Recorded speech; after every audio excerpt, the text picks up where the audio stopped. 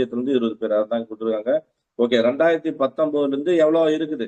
552 இருந்தது என்ன இதா இருக்குன்னா 540. நம்ம இதுல வந்து 545 தான் இருக்காங்க தற்போது எவ்வளவு இருக்குன்னா 545. அதுல வந்து அந்த 2 பேர் போக 543 பேர் தான். ஓகேண்ணா 543 பேர் தான் நம்ம இதுல தற்போது இருக்கிறது. சரி 552 மேக்ஸிமம் ஸ்ட்ரென்த் அதான் சொல்றாங்க. தற்போது இருக்கிறது அதிக ஸ்ட்ரென்த் வந்து 545 நம்ம கிட்ட இருக்கிற ஸ்ட்ரென்த். அதுல 530 13 2 530 வந்து யாரு? 530 வந்து மாநிலங்கள். இப்ப இருக்கிறது யூனியன் பிரதேசம் எத்தனை பேர் இருக்கலாம்னா 50 பேர் இருக்கலாம், ஆனா 20 பேர் இருக்கலாம். ஆனா இப்ப எத்தனை பேர் இருக்கிறாங்கன்னா 13 பேர். 2 பேர் வந்து நியமன உறுப்பினர்கள். அதுதான் இந்த 545 சிஸ்டம். அதுல வந்து 2 பேரை நம்ம கேன்சல் பண்ணிட்டோம். அப்ப மீதி இருக்கிறது 543. அதாவது 530 பேர் மாநிலங்களும் 13 பேர் யூனியன் பிரதேசங்களும். ஓகேங்களா? 104வது சட்ட திருத்தத்தை மூலியமா எதை கேன்சல் பண்ணிப்போம்? அந்த ஆங்கிலோ இந்தியர்களை கேன்சல் பண்ணிவிட்டது 104வது சட்ட திருத்தம். ஓகேங்களா? 2020 கொண்டு வருது. ஆப்டர் 2019 ஆர்டிகல் 370 கேன்சல் ஆயிடுச்சு. ஓகேங்களா? ஆர்டிகல் 370 கேன்சல்னாலதான் அந்த இது வந்து குறைஞ்சிருக்கு. ஓகேங்களா? 524 பிளஸ் 19 543 மாறி இருக்கு. ஓகேங்களா? ஏன்னா ஆப்டர் 2019 நல்லா கவனிக்கணும். ஆப்டர் 2019னா ஏன்னா அப்ப மத்திய என்ன இருக்கும்? ஜம்மு காஷ்மீர்னு ஒண்ணு இருந்துச்சா? அது வந்து ஒரு மாநிலம் தானே. ஆமா ஜம்மு காஷ்மீர் தானே. ஜம்மு காஷ்மீரோட உறுப்பினர்கள் அப்ப இங்க என்ன ஆயிடுச்சு? குறைஞ்சிருச்சு. ஓகேங்களா? 524 மாறி பிளஸ் 19 வந்து என்ன ஆச்சுன்னா 370 கேன்சல் பண்ணால 524 வந்து என்ன அப்படின்னு பார்த்தோம்னா இப்போ மாநிலத்துக்கும் ஓகே 524 வந்து என்னது மாநிலமும் 19 பேர் யாரு? ஜம்மு காஷ்மீரும். ஓகே ஆப்டர் 2019 மொத்தம் 543 பேர் இப்ப தற்போது இருக்குதுன்னு சொல்றாங்க. 2019 பின்னாடி நமக்கு அவ்வளவு தேவையில்லை, சும்மா தெரிஞ்சுக்கலாம் அவ்வளவுதான். ஓகேலாம். ஓகே இந்த 245 பேர் சொல்றோம் இல்லையா? 250 245 பேர் இப்ப இருக்குன்னு சொல்லி இங்க வந்து 240 உறுப்பினர். அதுல எவ்வளவு இருக்காங்கன்னா 245 இருக்கும். அந்த 245 ஸ்டேட் எவ்வளவு? ஸ்டேட் வந்து 225 இருக்கு. யூனியன் பிரதேசம் வந்து 8. ஆமா மொத்தம் கூட 233 ஆச்சா இதோட. அப்ப கூட வந்து 12 பேர் வந்து யாருன்னா யூனியன் பிரதேசமா நியமன உறுப்பினர்கள் 12 பேர். ஓகேவா? ஓகேவா? சோ 245 நம்ம இப்ப 250 இருக்கணும். ஆனா 245 பேர் இப்ப இருக்காங்க. அதை வந்து நம்ம யூனியன் பிரதேசம் ஸ்டேட் வந்து 225. ஓகேங்களா? யூனியன் பிரதேசம் 8 அப்புறம் நியமன உறுப்பினர் 12. ஓகேவா? இங்க வந்து 250 எவ்வளவு 552 பேர் இருக்கணும். ஆனா இப்ப இருக்கிறது எவ்வளவு? 545 கேன்சல் ஆகி 543 பேரு. இந்த 543 இப்போ 2019 பின்னாடி என்ன வராங்கன்னா 500 எவ்வளவு பார்த்தோம்? 524 ஸ்டேட்டுக்கும் ஓகேடா 19 பேர் யூனியன் பிரதேசத்துக்கும். ஓகேடா கூட்டினா 540. ஓகேவா? அவ்வளவுதான். ஓகே நெக்ஸ்ட் சொல்லலாமா? ராஜ்யசபா ஃபர்ஸ்ட் பார்த்தலாமா? ராஜ்யசபா பத்தி சொல்லக்கூடிய அட்டவணை எதுனா 4வது அட்டவணையா? ஆமாங்கண்ணா. ராஜ்யசபா உறுப்பினர்களை பத்தி மாநிலங்களவை உறுப்பினர் பத்தி சொல்றது 4வது அட்டவணை தானே. இந்த ராஜ்யசபா உறுப்பினர்கள் எதை பொறுத்து அதோட எண்ணிக்கை இருக்குன்னா பேஸ்ட் ஆன் பாப்புலேஷன் மக்கள் தொகையை பொறுத்தா. இப்ப இருக்கிற உறுப்பினர்கள் வந்து 1900 என்ன எந்த வருஷம் மக்கள் தொகை? ஓகே இது வந்து 2026 வரையும் தொடர்ந்து சொன்ன சட்டத்திருத்தம் என்னது? 2084 சட்டத்திருத்தம். ஓகே ஓகே பாத்துறோம். இது வந்து இன்டைரக்ட் எலெக்ஷன் மறைமுக எலெக்ஷன் தான் தேர்ந்தெடுக்கிறோம். Correct. Proportional represent of by single transfer. அதான் அந்த ஒற்றை மாற்று வாக்குமுறை. அவை வந்து கிடைக்கப்படாது. 6 ஆண்டுகள் பார்த்தா 1 பை 2 வருஷத்துக்கு ஒரு முறை என்ன பண்ணுவாங்கன்னா மாறிட்டே இருப்பாங்க. ஓகேங்களா? ஓகே சோ இவங்களோட ரெப்ரசன்டேஷன் ஆஃப் பீப்புள் ஆக்ட் மக்கள் பிரதிநிதித்துவ சட்டம் 1951 அதோட பதவி காலத்தை பத்தி சொல்றது. ஓகேங்களா? அதான பார்ப்போம். ஓகே நெக்ஸ்ட் ஒரு எம்பியோட நீட் ஓட்டு வந்து என்ன பண்ணுவோம்? Total number of elected MLA plus number of MP seat அங்க பார்ப்போம் இல்லையா? +1 போகிறோம். தமிழ்நாட்டுல எவ்வளவு பார்ப்போம் இதோட மதிப்பு? 40. இதுல வந்து 708 நினைக்கிறேன். 708 சார். எம்எல்ஏக்கு வந்து 176 நினைக்கிறேன் சார். பாத்துட்டு சொல்றேன் சார். எம்எல்ஏக்கு அது 176. இங்க வந்து எம்பி தான் வராங்க. ஓகேங்களா? 708 வைக்கலாமா? ஓகே சரி அது நம்ம தேவையில்லை. வந்து அரசியலமைப்போட விதிகள் பார்த்தலாமா? ஆர்டிகல் 79 5ஆம் பகுதியில 2வது பாகம் 79 இருந்து 122 வரையும் சொல்லுது. 123 வந்து இதுல சேர்த்தக்கூடாது. மீண்டும் சொல்றேன், ஏன்னா அது குடியரசுத் தலைவருக்கு போயிடும். குடியரசுத் தலைவரோட பாராளுமன்ற அதிகாரம் தான் 123. ஓகேவா? சரி பிரிவு பாராளுமன்றத்தின் அமைப்பு காலம் அலுவலக நடைமுறைகள் சலுகைகள் அதிகாரம் எல்லாத்தையுமே சொல்லுது. 79 என்ன சொல்றோம்? இந்தியாவுக்கு ஒரு பாராளுமன்றம் இருக்கும். அது ஜனாதிபதியும் மாநிலங்கள் கவுன்சில் மக்களவை மாநிலங்களவை இருக்கும்னு பார்த்தோம். 80 எதை சொல்லும்? 80 மாநிலங்களவை தான். இங்க வந்து மாநிலங்களவை தான் ஃபர்ஸ்ட் வரும். அதுவே வந்து அங்க என்ன வரும்? சட்டமன்றத்து வரும். மாநில சட்ட பேரவை வருமா? மேலவை வருமா? பேரவை பேரவை தான் ஃபர்ஸ்ட் வரணும். ஓகே, இங்க வந்து 80 வந்து மாநிலங்களவை பத்தி சொல்லுது. அப்போ மாநிலங்களை பத்தி சொல்லும் போது இந்த குறிப்பிட்ட ஆர்டிகுள்ள தான் இருக்கணும். 81 என்ன சொல்லுது? 81 மக்களவை அமைப்பு மக்களவை. சார். 80 மாநிலங்களவை பத்தி சொன்னா 80. 81 வந்தா மக்களவை பத்தி சொல்றது. ஓகேனா, லோக்சபா. 81 பார்த்தோமா? 81 மக்களவை. 82 என்ன சொல்றோம்? ஒவ்வொரு கணக்கெடுப்பு பிறகு மறுசீரமைப்பு சொல்லணும். அதான் சொல்லுவோம் 82. அந்த உறுப்பினர்களுடைய எண்ணிக்கை எதை பொறுத்து அமையும்? எதை பொறுத்து அமையும்? மக்கள் தொகையை பொறுத்து கணக்கெடுப்பு, மக்கள் தொகை கணக்கெடுப்பு பின்னாடிதான் அமையும் அப்படின்னு நம்ம பார்ப்போம். இப்ப நம்ம வந்து என்ன பண்றோம்? 1971 தொடரும்னு சொல்றாங்க. ஓகே, நாடாளுமன்றத்தை பார்க்கும்போது ஈரவையை கொண்டது மக்களவை முறை. இது நாடாளுமன்றத்தின் ஈரவை முறை. இது பிரிட்டிஷ் நாடாளுமன்ற முறை, அமெரிக்காவின் ஈரவை முறையின் அடிப்படை. British plus America, mostly British தான் ஈரவை முறை எடுத்துப்போம். மாநிலங்களவை. மாநிலங்களவை என்பது மேலவை இந்திய நாடாளுமன்றத்தின் 2வது ஆட்சி மன்றம். ஆமா, எது ஃபர்ஸ்ட் ஆட்சி மன்றம் வரணும்? மக்களவை. மக்களவை தான் ஃபர்ஸ்ட் ஆட்சி மன்றம். ஏன்னா முழு அதிகாரம் யாருக்கு இருக்கு? மக்களவை. 2வது ஆட்சி மன்றம் அமெரிக்காவில் உள்ள ஆட்சி மன்ற குழுவை போல. இது வந்து இந்த கான்செப்டே நம்ம எங்கிருந்து இப்போ மாநிலங்களவை பத்தி எங்கிருந்து பவர் எடுக்கும்? மாநிலங்களவைக்கு எதை சொன்னோம் இல்லையா, துணை குடியரசுத் தலைவர் தானே இதுக்கு தலைவர். அப்ப துணை குடியரசுத் தலைவர் துணை குடியரசுத் தலைவர் வந்து அமெரிக்கா. அப்போ அமெரிக்காவில் உள்ள ஆட்சி மன்ற குழுவை போலதான் மாநிலங்களின் உரிமைகள் மற்றும் நலன்களை பாதுகாக்கும் ஒரு அமைப்பு. ஆமால, மாநிலவையோட முக்கியமான இது என்ன? மாநிலங்களோட அவையோட முக்கியமான வேலையே இது. கேள்வி நல்லா புரியுதுங்களா? மாநில உரிமைகளின் பாதுகாவலன் என்று அழைக்கப்படும் அமைப்பு இது. மாநில உரிமைகளின் மாநிலங்களவை. ஓகேவா? சோ இது எங்கிருந்து எடுக்கணும்? அமெரிக்கா என்ற கான்செப்ட்ல இருந்து இதை எடுத்துக்கிறோம். 1952ஆம் ஆண்டு. இது எப்போ உருவாக்கப்பட்டது?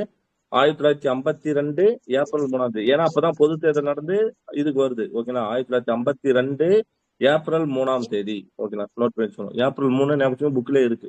ஓகேவா? மாநிலங்களவை உறுப்பினர்கள் சம்பந்தப்பட்ட மாநிலங்களின் சட்டமன்ற உறுப்பினர்கள். ஆமால, மாநிலங்களவை உறுப்பினர் யாரு தேர்ந்தெடுப்பா? அங்க இருக்கிற அந்த 234 அந்த சட்டமன்ற உறுப்பினர்கள் தானே என்ன பண்ணுவாங்க? மறைமுகமா ஓட்டு போட்டு யாரை தேர்ந்தெடுப்பாங்க? இப்ப எத்தனை பேர் தமிழ்நாட்டுல எத்தனை பேர் சூஸ் பண்ணுவாங்க? 18.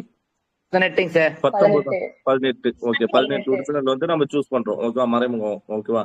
நோட் பண்ணி வச்சுங்க. மாநிலங்களவை உறுப்பினர்களை யாரு தேர்ந்தெடுப்பாங்கன்னா நம்ம தான் தேர்ந்தெடுப்போம். அதாவது மாநிலத்தில் இருக்கிற சட்டமன்ற எம்எல்ஏக்கள் தான் தேர்ந்தெடுப்பாங்க.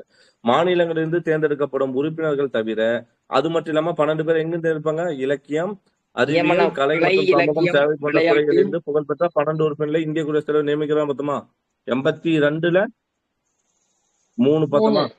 Okay, very good. 82ல 3. சரி, நெக்ஸ்ட் போலாமா? ஓகே, அந்த qualification of laid down by constitution of India article 84 சொல்லுது. என்ன பண்ணுதோ? மாநிலங்களவை உறுப்பினர் இருக்கணும். என்னென்ன பண்ணணும்? இந்திய குடிமகனா இருக்கணுமா? அதை பத்தி சொல்ற ஆர்டிகல் வந்து 84. நோட் பண்ணீங்க. ஓகேங்களா? இந்திய குடிமகனாக இருக்கணும். தேர்தல் ஆணையத்தில் அங்கீகாரம் பெற்ற நபருக்கு முன்பாக அவர் ஒரு உறுதிமொழி அது எடுத்துக்கணும். 30 வயசு எவ்வளவு பார்ப்போம்? மாநிலங்களவை உறுப்பினருக்கு வயசு 30. அவர் வந்து ஓகே இது ரெண்டுத்துக்கும் சொல்லுதான் நினைக்கிறேன். இது 30, 25 கூடாது. 30, 25 11 கொண்டு என்ன சொல்ல வரோம்? இந்திய குடிமகனா இருக்கணும். இது ரெண்டுத்துக்கு சேர்த்து தானே சொல்லும்.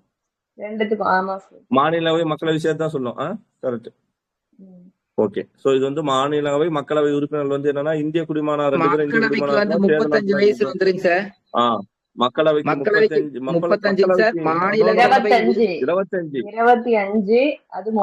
மக்களவை உறுப்பினருக்கு 25, மாநிலங்களவை உறுப்பினருக்கு 30. ஓகேவா? அந்த 35 இதுக்குதான் குடியரசுத் தலைவர், துணை குடியரசுத் தலைவர், அதுக்கப்புறம் ஆளுநர். ஓகே, சரி, ஓகே. அடுத்து வந்து qualification laid down by representative of people. இது வந்து எங்கிருந்து எடுக்கிறோம்னா பாராளுமன்ற தொகுதிக்காக வாக்காளராக பதிவு அவர் கட்டாயம் என்ன இருக்கணும்? அந்த பாராளுமன்ற தொகுதி வாக்காளராக இருக்கணும். நான் ஃபர்ஸ்ட் பார்த்தோம். அதுக்கப்புறம் எங்க வேணாலும் இருக்கலாம்னு பார்த்தோம். ஓகேங்களா? அடுத்தது மாநிலம் அல்லது யூனியன் பிரதேசத்தில் எஸ்சி அல்லது எஸ்டி உறுப்பினராக இருக்க வேண்டும். அவர்கள் ஒதுக்கப்பட்ட இருக்கையில் போட்டியிட விரும்பினால். அதாவது அது ரிசர்வ் தொகுதினா என்னவா இருக்கணும்? அவர் கட்டாயம் ரிசர்வேஷன் இருந்தா கட்டாயம் எஸ்சி எஸ்டியா இருக்கணும்ன்றாங்க. ஓகேங்களா? அது எதுல இருந்து எடுத்துறாங்கன்னா பீப்புள் ஆக்ட், அதாவது மக்கள் பிரதிநிதி சட்டம் 1951 இந்த கான்செப்ட் எடுக்கிறாங்க. சரி, 2003 இருந்து எந்த மாநிலத்தில் வேண்டுமா? ஃபர்ஸ்ட் என்ன இருந்தோம்? ஃபர்ஸ்ட் என்ன இருந்துச்சு? 1951 சட்டம் என்ன சொல்றது? அந்த வாக்காளர், அந்த அதாவது அந்த தொகுதியில இருக்கிற வாக்காளர் தான் அந்த தொகுதியில போட்டியிட முடியும். ஆனா அதுக்கப்புறம் என்ன ஆச்சுன்னா 2003 எந்த மாநிலத்திலிருந்து வேணாலும் போட்டியிடலாம் ராஜ்யசபா உறுப்பினர் சொல்லிட்டாங்க. 2006 சுப்ரீம் கோர்ட் அதை வேணா பண்ணிருக்கு, உறுதிப்படுத்திருக்கு. ஓகேங்களா, இதை வந்து 2003 கொண்டு வந்தாங்க. 2006 சுப்ரீம் கோர்ட் உறுதிப்படுத்துச்சு. டிஸ்குவாலிபிகேஷன் என்ன பார்க்கலாம், ஆதாயம் தரும் பணியில் இருக்கக்கூடாது, மனநலம் பாதிப்பட்டவர் இருக்கக்கூடாது, என்னது திவானாளர், அதாவது கடன் வாங்கிய கடனை திருப்பி அளிக்க முடியாதவரா இருக்கக்கூடாது. ரெப்ரசன்டேஷன் ஆஃப் பீப்புள் ஆக்ட் 1951 சொல்லுது 2 இயருக்கு மேல சிறைவாசம் இருக்கக்கூடாது. ஆமா, ஒருத்தர் வந்து என்ன பண்ண குற்றவியல் சட்டத்துல ஈடுபட்டு 2 வருஷத்துக்கு மேல என்ன பண்ண வருது, தண்டனை பெற்றிருக்க கூடாது. ஒரு சமயத்துல பார்த்தோம்னா ராகுல் காந்தியே வந்து என்னாச்சு, எதிர்கட்சி தலைவராக இருக்கும்போது அவரே வந்து பதவி நீக்கம் செஞ்சாங்க, ஞாபகம் இருக்கா? அவர் வந்து இங்கிலாந்துல போயிட்டு இந்தியாவை பத்தி ஏதோ இறையாண்மை பத்தி தப்பா பேசிட்டான்னு சொல்லி அவர் மேல குஜராத் நீதிமன்றம் என்ன பண்ணுச்சா, அவரை வந்து 7 வருஷமா 8 வருஷமா அவருக்கு தண்டனை கொடுத்துருச்சு. அது வந்து அப்புறமேட்டு மீண்டும் அவர் மேல்முறையீடு செஞ்சு அதை வந்து கேன்சல் பண்ணாங்க. ஓகேங்களா, 2 இயருக்கு மேல சிறைவாசம் இருக்கக்கூடாது. தேர்தல் விதிமீறல், அரசு பணியிலிருந்து டிஸ்மிஸ் ஆகி இருக்கக்கூடாது. தேர்தல் விதிகள் என்ன பண்ண, தேர்தல் விதி விதி மீறிக்க கூடாது. அது மாதிரி அரசு பணியிலிருந்து பதவியில் இருக்க அந்த ஒழுங்குமுறை சட்டம் மூலியமா அவரை நீக்கி இருக்கக்கூடாதுன்னு சொல்றாங்க. ஓகே, பதவி காலம் பார்க்கலாமா? மக்களவையை போல் மாநிலவை கலைக்க இயலாது. ஆனால் ஒவ்வொரு 2 வருடத்துக்கும் என்ன பார்த்தோம், 3/4 உறுப்பினர்கள் தங்களது பதவி காலத்தை நிறைவு செய்வார்கள். ஒரு உறுப்பினர்களின் பதவி காலம் 6 ஆண்டுகள். அவ்வளவுதானே பார்ப்போம். மாநிலங்களவை உறுப்பினர்கள் சம்பந்தப்பட்ட மாநிலங்களில் சட்டமன்ற உறுப்பினர் தேர்ந்தெடுக்கும் ஒற்றை மாற்று வாக்குமுறை. ஓகே, இங்க பாருங்க, மாநிலங்களவை உறுப்பினர் ஆகலாம். யாரெல்லாம் ஆகலாம்? இந்திய நாட்டு குடிமகனா இருக்கணும், 30 வயசு உட்பட்டவராக இருக்கணும், மக்கள் பிரிவு சட்டம் 1957 கீழே தேர்ந்தெடுக்கப்பட்ட ஒரு நபர் அந்த மாநிலத்தின் நாடாளுமன்ற தொகுதியில இருக்கணும். ஆனா அது 2003 தான் என்னவாச்சு, அந்த ரூல்ஸ் கேன்சல் ஆயிடுச்சு. மக்கள் பிரிவு சட்டத்தின் 3வது பிரிவினை மக்கள் பிரிவு திருத்த சட்டம் 2003 திருத்தி தான். ஓகேங்களா, மக்கள் பிரிவு சட்டத்தை வந்து 2003 தான் நம்ம திருத்தி அந்த கொண்டு வந்துட்டோம். அந்த திருத்த சட்டம் இப்போ 2003 அதை திருத்தி நம்ம என்ன பண்ணிட்டோம், மாநிலங்களவையில போட்டியிட்ட யாரு எங்க வேணாலும் இருக்கலாம். 1951 என்ன சொல்லிருக்காங்கன்னா, எந்த தொகுதியில போட்டிடுறாங்களோ அந்த தொகுதியில இருக்கணும் அப்படின்னு இருக்காங்க சார். அதுக்கடுத்து 2003 மாத்திட்டாங்க. 2003 என்ன சொல்லிருக்காங்கன்னா, அந்த மாநிலத்துக்குள்ள இருக்கணும்னு சொல்லிருக்காங்க சார். ஓகே. அதான் அந்த 3 மாநிலவை போட்டியிடும் ஒருவர் எந்த மாநிலத்திலும் தேர்ந்தெடுக்கப்படுகின்றாரோ அந்த மாநிலத்தோட உறுப்பினராக இருக்கணும். அவ்வளவுதான். ஓகே, நெக்ஸ்ட் போலாமா? மக்களவைக்கு தேர்ந்தெடுக்கப்பட்ட 39 பேரும் தமிழ்நாட்டுக்குள்ள இருக்கணுங்க சார். அவ்வளவுதாங்க சார். ஓகே. ராஜ்யசபா தலைவர், ராஜ்யசபாவின் தலைமை அதிகாரி யாரு? தலைவர். ராஜ்யசபாவின் தலைமை அதிகாரி தலைவர் என்று அழைக்கிறார். அதாவது அவர் யாரு? இந்தியாவோட துணை குடியரசுத் தலைவரா? இந்தியாவின் துணை குடியரசுத் தலைவர் ராஜ்யசபாவின் அதிகாரப்பூர்வ தலைவர் ஆவார். ஓகேவா? ஆர்டிகல் என்ன ஆர்டிகல் சொல்லும்? 89 சொல்லும். ஆமா, ஆர்டிகல் 89 சொல்லும். ஆர்டிகல் இதுல மிஸ் ஆகுது, ஆர்டிகல் குறையுது. சரி பார்த்தலாம். ஆர்டிகல் அதாவது இந்தியாவின் துணை குடியரசுத் தலைவர் ராஜ்யசபாவின் அதிகாரப்பூர்வ தலைவர் வந்து மாநிலவை தலைவர் சொல்றது 89. குடியரசு துணைத் தலைவர் குடியரசுத் தலைவராக செயல்படும் அல்லது குடியரசுத் தலைவரின் பணிகளை செய்யும் எந்த காலகட்டத்திலும் அவர் ராஜ்யசபா தலைவர் பதவியின் பணிகளை செய்வதில்லை. அவர் என்ன பண்ணுவாரு, அவர் வந்து துணை குடியரசுத் தலைவரா வந்து தற்காலிக குடியரசுத் தலைவரா மாறிட்டார்னா அவர் எந்த பதவி செய்யக்கூடாது, ராஜ்யசபா மாநிலங்களவை தலைவரை செய்யக்கூடாது. அப்ப அதை யாரு பூர்த்தி செய்வான்? அந்த மாநிலங்களவை துணைத் தலைவர். மாநிலங்களோட துணைத் தலைவர். மாநிலங்களோட துணைத் தலைவர். Very good. துணை குடியரசுத் தலைவர் பதவி நீக்க நடைமுறை நான் பார்த்தோம்ல, என்ன பண்ணோம், தீர்மானத்தை கொண்டு வரணும். எங்கதான் கொண்டு வர முடியும் தீர்மானத்தை? மாநிலங்களவையில. ஆனா வந்து மாநிலங்களவையில சிறப்பு பெரும்பான்மை வரணுமா, எளிய பெரும்பான்மை வரணுமா? மாநிலங்களவையில சிறப்பு பெரும்பான்மை சார். மக்களவையில எளிய பெரும்பான்மை. மக்களவையில இது எளிய பெரும்பான்மை. முறையான பதவி நீக்கம் சார்ந்தவர்களும் எதுவும் கூறப்படவில்லை, காரணம் அரசியலமைப்பில் குறிப்பிடவில்லை. அது சொல்லிட்டாங்க. துணைத் தலைவர் உறுப்பினரிடமிருந்து துணைத் தலைவர் யார்கிட்ட தரும்? யார் உறுப்பினர்ல மூத்த தலைவரோ இல்ல வந்து ஓட்டு போட்டு தேர்ந்தெடுப்போம். பதவி காலியாகும் போது அந்த இடத்தை நிரப்ப ராஜ்யசபா மற்றொரு உறுப்பினர் தேர்ந்தெடுக்கும், அதான் துணைத் தலைவர். அவர் ராஜ்யசபா உறுப்பினர் பதவியை ராஜினாமா செய்தல். ராஜினாமா கருத்து அது எப்படி எல்லாம் காலியாகும்? அவர் வந்து ராஜ்யசபா உறுப்பினர் பதவிக்கு ராஜினாமா செய்யலாம். இல்ல வந்து அந்த கடிதத்தை யார் கொடுப்பாரு? ராஜினாமா கடிதத்தை யார் கொடுப்பாரு? துணை குடியரசுத் தலைவர் தான் கொடுக்கணும். அப்படிதானே பார்த்தோம். இதே மாதிரி துணைத் தலைவர், இது வந்து துணைத் தலைவர் பத்தி சொல்லுது. துணைத் தலைவர் யாருக்கிட்ட கொடுக்கணும் அப்படின்னா துணை குடியரசுத் தலைவர்கிட்ட கொடுப்பாரு. சொல்றது இங்க இப்போ நம்ம குடியரசுத் தலைவரை விட்டுருங்க. இப்ப ராஜ்யசபா தலைவர், ராஜ்யசபாவோட துணைத் தலைவரை பத்தி இப்ப பேசுறோம். துணைத் தலைவர் எதுல இருந்து தேர்ந்தெடுப்போம்? உறுப்பினர்ல இருந்து தேர்ந்தெடுப்போம். அந்த உறுப்பினர் ஓகேவா, அவர் என்ன பண்றாருன்னா எப்பெல்லாம் அதாவது ராஜ்யசபாவோட தலைவர் பதவி காலியா இருக்கோ அப்ப இவர் போய் அந்த பதவியை ஃபுல்ஃபில் பண்ணுவாரு. அது வரையும் அவரு ஒரு டம்மி பீஸா தான் இருப்பாரு. சோ அதுக்கப்புறம் என்ன பார்த்தோம், ராஜினாமா கடிதத்தை யாருக்கிட்ட கொடுக்கணும்? துணை ஆமா. அப்போதைய ராஜ்யசபா உறுப்பினர்கள் அனைவரும் பெரும்பான்மையால் நிறைவேற்றப்பட்ட தீர்மானத்தின் மூலம் அவர் பதவி நீக்க அதே மாதிரிதான். இவரோட பதவி வந்து எப்படின்னா, அங்கேயே ஓட்டு கண்டன தீர்மானம் கிடையாது. அவங்களுக்குள்ளேயே ஓட்டு போட்டு என்ன பண்ணிக்கலாம், அந்த இதை வந்து கொண்டு வரலாம். ஆனா அங்கேயே 14 நாட்கள் முன்னாடி அவருக்கு அறிவிப்பு கொடுத்துடலாம். ஓகேவா? மாநிலங்களவையிலேயே பெரும்பான்மையார் வந்து இவர் வேண்டாம்னு சொல்லி இது பண்ணானா நீக்கலாம். அதுவும் கண்டன தீர்மானம் மாதிரி தான். பட் ஈரவைக்கு போகணும்னு அவசியம் கிடையாது. 14 நாட்களுக்கு முன்னாடியே அறிவிப்பு கொடுத்துடணும். ஓகே. மக்களவை ஆர்டிகல் 81 அப்பதான் ஒவ்வொன்னா பாக்குறோம். ஆர்டிகல் 81 என்ன சொல்லுது? மக்களவை பத்தி சொல்றா. மாநிலங்களவை ஒரு மக்களவை பார்த்துட்டோம். மக்களவை பத்தி சொல்றது அதிகபட்ச உறுப்பினர்கள் எண்ணிக்கை 552. அதுல அந்த 550 மேக்சிமம் 530 தான் மாநிலத்தில் இருக்கணும். 20 பேர் யூனியன் பிரதேசம் இருக்கணும், 2 பேர் ஆங்கிலோ இந்தியர்களா இருக்கணும். ஓகேங்களா? அது 331 படி பார்த்தோம். ஜனவரி 2020 104வது சட்டத்தை என்ன சொல்லிச்சுன்னா, ஓகேங்களா, அரசியலமைப்பு திருத்த சட்டம் 2019 மூலம் ரத்து செய்யப்பட்டது. ஏன் அப்படின்னு பார்த்தோம்னா, அப்ப 2019 இருந்து 370 ரத்து செஞ்சிருப்பாங்க. அதை சொல்றாங்க. ஓகேங்களா? ஸோ அதை செஞ்சுட்டு அந்த 331 படி செய்யணும்னா 2 இந்தியர்கள் ஆங்கில இந்தியர்கள் அதை கேன்சல் பண்ணிட்டாங்க. ஓகே. மக்களவை தேர்தல் வந்து 18 வயசு மேல இருக்கிற இந்திய யாரால தேர்ந்தெடுக்கிற மக்களவை தேர்தல் நேரடி தேர்தல் தானே. 18 வயசு மேல இருக்கிற இந்திய ஆர்டிகல் 376 துணை பண்றோம். புரியல? கேட்கலையா? கேக்குதுங்க. ஓகே. நேரடியா தேர்ந்தெடுக்கப்படுறாங்க அப்படின்னு சார். மக்களவை வந்து நேரடி தேர்தல். 61வது அரசியலமைப்பு சட்டம் நான் பார்த்தேன் 1988. 21 வயசு என்னவா மாத்தினா 18 குறைச்சிச்சு. 21 18 வெரி குட். யூனியன் பிரதேசங்கள் மக்கள் சபைக்கு நேரடி தேர்தல் சட்டம். யூனியன் பிரதேசத்துக்கும் ஓகேங்களா, மக்கள் வந்து நேரடியா என்ன பண்ணலாம், சபைக்கு நேரடி தேர்தல் நடத்தணும்னு சொல்றது 1965. நோட் பண்ணிங்க. யூனியன் பிரதேசத்துக்கும் என்ன பண்ணோம், மக்கள் சபைக்கு நேரடி அவங்களுக்கும் சட்டம் நேரடி தேர்தல் சொல்றது வந்து 1965. இது யூனியன் பிரதேசங்களில் இருந்த மக்களவை உறுப்பினர்களை நேரடியாக தேர்ந்தெடுக்க அனுமதித்தது. இது யூனியன் பிரதேசங்கள்ல இருந்து மக்களவை உறுப்பினர்களை எப்ப இருந்து தேர்ந்தெடுக்கிறாங்க? 1965 இருந்து தான் நேரடி தேர்தல் முடியும். ஓகேங்களா? ஓகே, நோட் பண்ணீங்க. 65. அதான் அந்த 20 உறுப்பினர்களா. Very good. அதுதான் 20 உறுப்பினர்கள் சூஸ் பண்றோம் இல்லையா, அது 1965 தான் சொல்றாங்க. சரி, லோக்சபா. ஓகே, இங்க இருக்குது பார்த்தலாம். ஸ்டேட் வந்து எவ்வளவு? 524 பத்தமா? இப்ப இருக்குது அத்தனை பத்தம்? 520. மாநிலங்கள் 19. ஓகேங்களா? டைரக்ட் எலெக்ஷன் மூலியமா தேர்ந்தெடுக்கிறோம். 61வது அமெண்ட்மெண்ட் 21 18 வயசா மாறிச்சு. அதிகமா இருக்கக்கூடிய மக்களவை உறுப்பினர்கள் எங்க? 80. ஓகேங்களா? ஏன்னா சட்டமன்ற உறுப்பினர்கள் அங்க அதிகம். ஓகேங்களா? 80 உத்தரப்பிரதேசம். தமிழ்நாடு எவ்வளவு இருக்கு மக்களவை உறுப்பினர்கள்? 39. உத்தரப்பிரதேசம் 80. உத்தரப்பிரதேசம் 80, தமிழ்நாடு 39. ஓகேங்களா? அது குறைந்த ஒரே ஒரு கொண்டது வந்து சிக்கிம், லோவர், ரொம்ப கம்மி சிக்கிம்.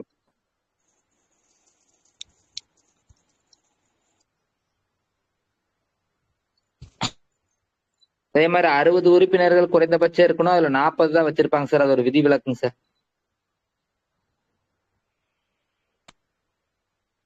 சார்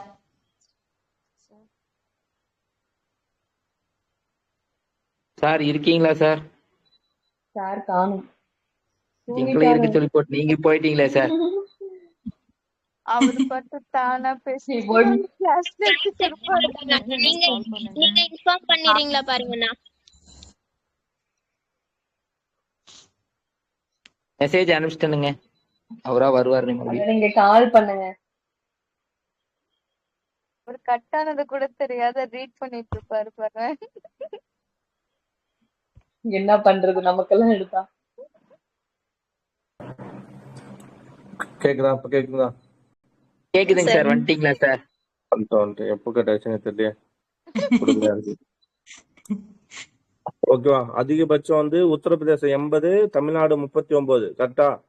லோவர் வந்து எங்க பார்த்தோம்? சிக்கிம் ஒரே ஒரு உறுப்பினர் பார்ப்போம் இல்லையா? ஆமா. யூனியன் பிரதேசத்துல மக்களவை உறுப்பினர்களை தேர்ந்தெடுக்கணும்னு சொல்றது எந்த விதிப்படினா, எந்த சட்டப்படினா 1965 சட்டப்படி.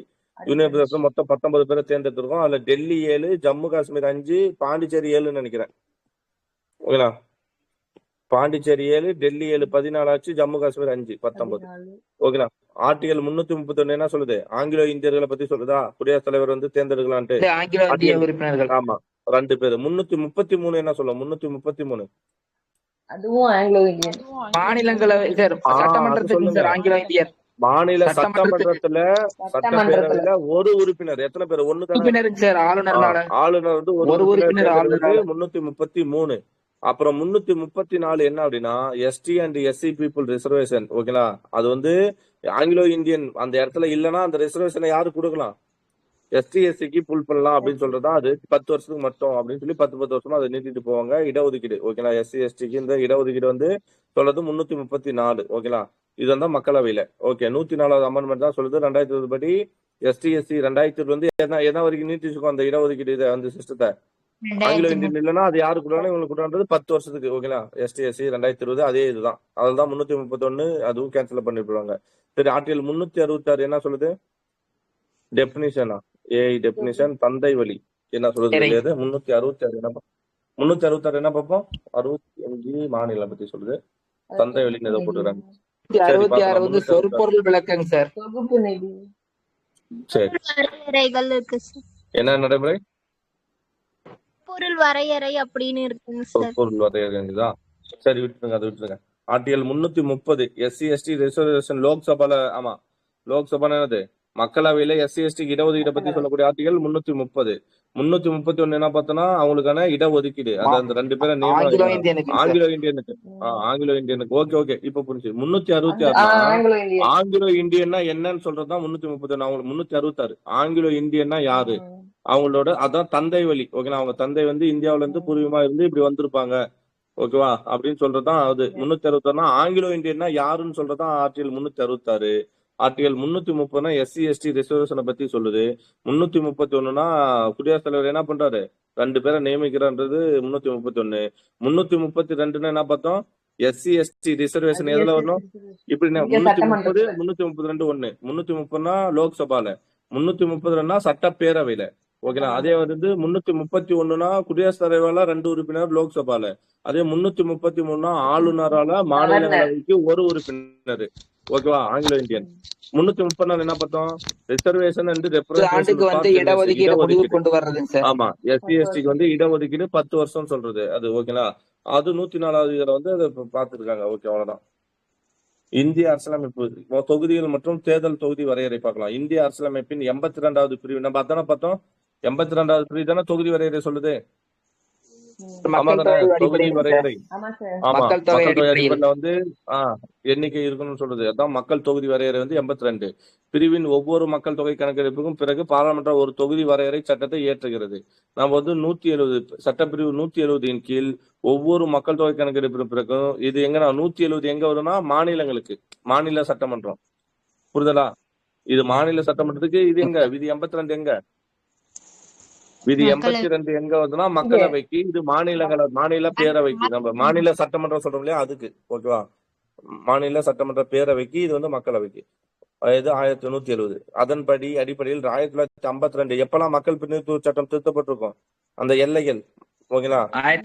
அதன் அடிப்படையில் 1952 அது மக்கள் பிரதிநிதித்துவம். இது அந்த எல்லை போட்டது ஃபர்ஸ்ட் மக்கள் வரையறை தொகுதி வரையறை சட்டம் கரெக்ட். தொகுதி வரையறை சட்டம் ஃபர்ஸ்ட் 1952 அப்புறம் 62 அதுக்கப்புறம் 72 அதுக்கப்புறம் 2002 ஓகேங்களா. 52 62 72 2002 ஞாபகம் வச்சுக்கணும் ஓகேங்களா. ஏன்னா 2002 தான் நம்ம என்ன கொண்டு வந்தோம் யாருக்கா சொல்ல போலாம்.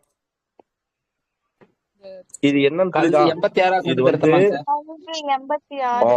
86 வரக்கூடாது 84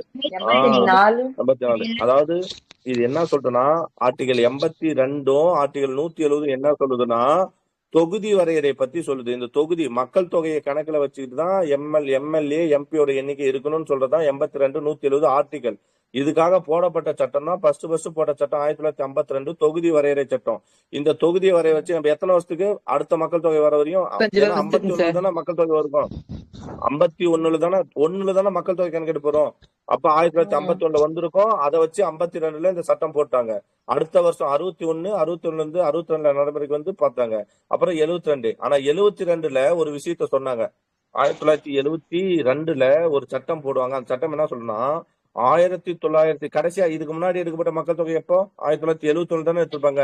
1971 மக்கள் தொகையை நம்ம எது வரைக்கும் பயன்படுத்தணும் 25 வருஷத்துக்கு பயன்படுத்தணும்னு சொல்லியிருப்பாங்க. அப்ப 1971 கூட 25 கூட்டுங்க அதாவது 1996 வந்திருக்குமா. அதாவது அதுக்கு அடுத்து வரப்போற அடுத்த மக்கள் சட்டம் எப்போ மக்கள் தொகை எப்போ வந்திருக்கும் 2001 தான் நடைமுறைப்படுத்திருக்கோம். அடுத்த மக்கள் தொகை ஆமா 2001 மக்கள் தொகை வந்திருக்கும். இப்போ வந்து என்ன ஏன்னா போட்டது வந்து 25 வருஷம் தான். ஆனா மீறிச்சு. அப்ப 2002 இந்த மக்கள் தொகை வச்சு மீண்டும் ஒரு சட்டம் ஏற்றாங்க. அந்த சட்டம் என்ன சொல்லுது 2002 நீ எதை 2001 மக்கள் தொகை 2026 வைக்க கூடாது. நீ மீண்டும் எந்த மக்கள் தொகையை கணக்குல வச்சுக்கோ, 1971 அது மக்கள் தொகையை 21 கணக்குல தொகை. வச்சுக்கோ அப்படின்னு சொல்லி எத்தனை வருஷத்துக்கு 25 வருஷத்துக்கு வச்சுக்கோ. 25 2026 வரை அதேதான் செயல்படும் சொன்னதுதான் எத்தனாவது சட்ட திருத்தம்? 84வது சட்ட திருத்தம் 84வது 2002. திருத்தம். அதான் இங்க சொல்லியிருக்கோம். ஓகேவா? அப்போ எப்பெல்லாம் திருத்தப்பட்டு 52, 62, 72க்கு அப்புறம் 2002. 22 ஓகேவா? இப்ப மீண்டும் எப்ப திருத்தப்படலாம்? 2026 2026 வரைக்கும் ஜனவரி. செல்லுபடியாகும்னு போட்டோமா? ஓகே, அது நோட் பண்ணி வச்சுங்க. ஓகேங்களா? அப்ப 2024 ஒரு சட்டம் போடலாம், இதே தொடரலாம், இல்ல வந்து வேற வைக்கலாம் அப்படின்னு கூட சொல்லலாம். ஓகே, தான் இங்க இருக்கு பாருங்க. 42வது சட்டம் 1971 மக்கள் தொகை அடிப்படையில் அது எத்தனாவது சட்டத்தம்? 42வது சட்டத்தம். 42 வரும். அது 84வது 4வது சட்ட திருத்தம் சார். 2022. இல்ல இது பாருங்க, இது என்ன 42 நம்ம குரு அரசியலமைப்பு ஏதோ சொல்லுவோம், 42 தானே சொல்லுவோம். 42 சார். ஆமா சார். அது வந்து 76, இது வந்து 42. நம்பர் ஏதோ தப்பா போடுவாங்கன்னு நினைக்கிறேன். சரி விடுங்க. 1971 தான் நம்ம என்ன சொன்னோம், 2000 வரைக்கும் எந்த மக்கள் தொகை இருக்கணும்னு சொல்லுது. அதான் பார்த்தோம் இல்லையா? 1971 தான் 2000 வரையும் அதே மக்கள் தொகை இருக்குன்னு சொல்றோம். அதை தான் நம்ம 84வது அரசாங்க சட்டத்துல 2001 என்ன பண்ணுவோம், 1971 இருந்து என்ன பண்ணோம், 1971 இருந்து அதே மக்கள் தொகை, அதாவது 2026 வரைக்கும் நம்ம என்ன பண்ணோம், அதையே ஃபாலோ பண்ணணும் அப்படின்னு சொன்னது வந்து 84வது சட்டத்திட்டம். 2001 கொடுத்துருக்காங்க, அது 2002 நடைமுறைக்கு வந்துடலாம். என்ன சொல்றீங்க? 24 வருமா சார்? 24 24 கூட 21 வரலாம். 24 வந்து வரலாம். குடியரசுத் தலைவர் சம்பந்தப்பட்டது வருங்க சார். 24 வரலாம். 1971 அவங்க சொன்னாங்கன்னா சைன் பண்ணணும்ங்கிறதா சார் பாராளுமன்றம்? ஆமா, அந்த சமயத்துல தானே 24 வந்தது. ஓகே, 24 வரலாம். ஓகேங்களா? ஞாபகம் வச்சுக்கலாம். 21 அவ்வளவு கேப் வராதுல்ல. 48, 76லயே 42 வருது. சரி விட்டுருங்க, அதை விட்டுருங்க, போட்டு குழப்பிக்கனா டைம் இல்ல. 84 சட்டத்தை மட்டும் ஞாபகம் வச்சுங்க. அது மாதிரி தமிழ்நாட்டுல இப்ப எத்தனை பேர் இருக்காங்கன்னா 39 பேர் தொகுதி வரை செய்யலாம். ஓகேங்களா? சரி, அவ்வளவுதான். அந்த அந்த இதை ஞாபகம் வச்சுங்க. 84 2001 வருது, 2002 நடைமுறைப்படுத்துறாங்க. அவ்வளவுதான். 87வது சட்டத்தை என்ன சொன்னா, as per 2001 சென்சஸ் மக்கள் தொகை அடிப்படையில் தொகுதி மறைவரை செய்யலாம்னு சொல்லி எது சொல்லுது? 87வது சட்டத்தை சொல்லுதான் 2001 சென்சஸ் படி செய்யலாம் தான். ஆனா அது இன்னும் நம்ம நடைமுறைப்படுத்தல அதை. ஓகேவா? நெக்ஸ்ட் குவாலிபிகேஷன் இது பார்த்துட்டோம். அவருடைய இந்திய குடிமகன் இதெல்லாம் பார்த்துட்டோம். அதான பார்த்தோம். 30 இதுல என்னன்னா ஒரு சேஞ்சஸ் தான். மக்களவைக்கு எத்தனை வயசா இருக்கும்? 30 வயசு மக்களவைக்கு, அவ்வளவுதான். 25 சார். 2003 எந்த மதத்துல வேண்டும்னாலும் போட்டியெல்லாம் பார்த்துட்டோம். அதான பார்த்தோம். ஓகே, சுப்ரீம் கோர்ட் வச்சு ஆதாயம் பெற கூட அதே பாயிண்ட் மீண்டும் வச்சாச்சு. ஓகே, கட்சி தாவல் தடை சட்டம் பார்த்துருமா? அட்டவணை 10 கட்சி தாவலை பத்தி சொல்றது. அட்டவணை 10 52வது சட்ட திருத்தம் சார். 1985 52வது சட்ட திருத்தம். ஓகே ஓகே 1985 52வது சட்டம். அடிப்படை உறுப்பினர் பதவியிலிருந்து நீக்கம், ராஜினாமா பண்ணிட்டோம். கொறடா பேச்சினை மதிக்காமல் மாறாக, இது எப்பனா கொறடா பேச்சை வந்து மதிக்காம மாறாக செயல்பட்டாலோ, அல்லது வந்து ஒரு பதவி வாங்கிட்ட பின்னாடி அந்த கட்சியிலிருந்து வேற கட்சிக்கு மாறினாலோ, ஓகேங்களா? இண்டிபெண்டன்ட் என்ன சொல்றாங்க, independent candidate joint any party, அதான் ஒரு தனி நபர் வந்து வேற ஒரு பார்ட்டில ஜாயின் ஆனா அது வந்து என்ன, கட்சி தாவல். சட்டமன்ற உறுப்பினர் வந்து மாறினா அது வந்து கட்சி தாவல். ஓகேங்களா? இது வந்து nominated MP 12 joint any political party அவங்களுக்கும் சரிதான். ஓகேங்களா? நாமினேட்டட் நியமன உறுப்பினர் இருக்காங்க இல்லையா, அந்த நியமன உறுப்பினர்களும் வேற ஒரு பார்ட்டியில போய் சேர்ந்தாங்கன்னா, ஜெயிச்சிட்ட பிறகு வேற ஒரு பார்ட்டியில போய் சேர்ந்தாங்கன்னா 6 மாசத்துக்குள்ள அதுவும் வந்து என்ன ஆகும், இந்த கட்சி தாவல்ல சேருது. Under the 10th schedule disqualification by, நம்ம என்ன சொன்னோம், ஒன்னு ஸ்பீக்கரு, இன்னொன்னு சேர்மன். ஆமா, இப்ப துணைத் தலைவர் வந்து ராஜ்யசபா துணைத் தலைவர் வந்து அவரோட இதுல பாத்துப்பாரு, இவர் வந்து லோக்சபா தலைவர் வந்து மக்களவையில பாத்துப்பாரு. ஓகேங்களா? 1992 எஸ்சி, அதாவது supreme court disqualification to subject to judicial review.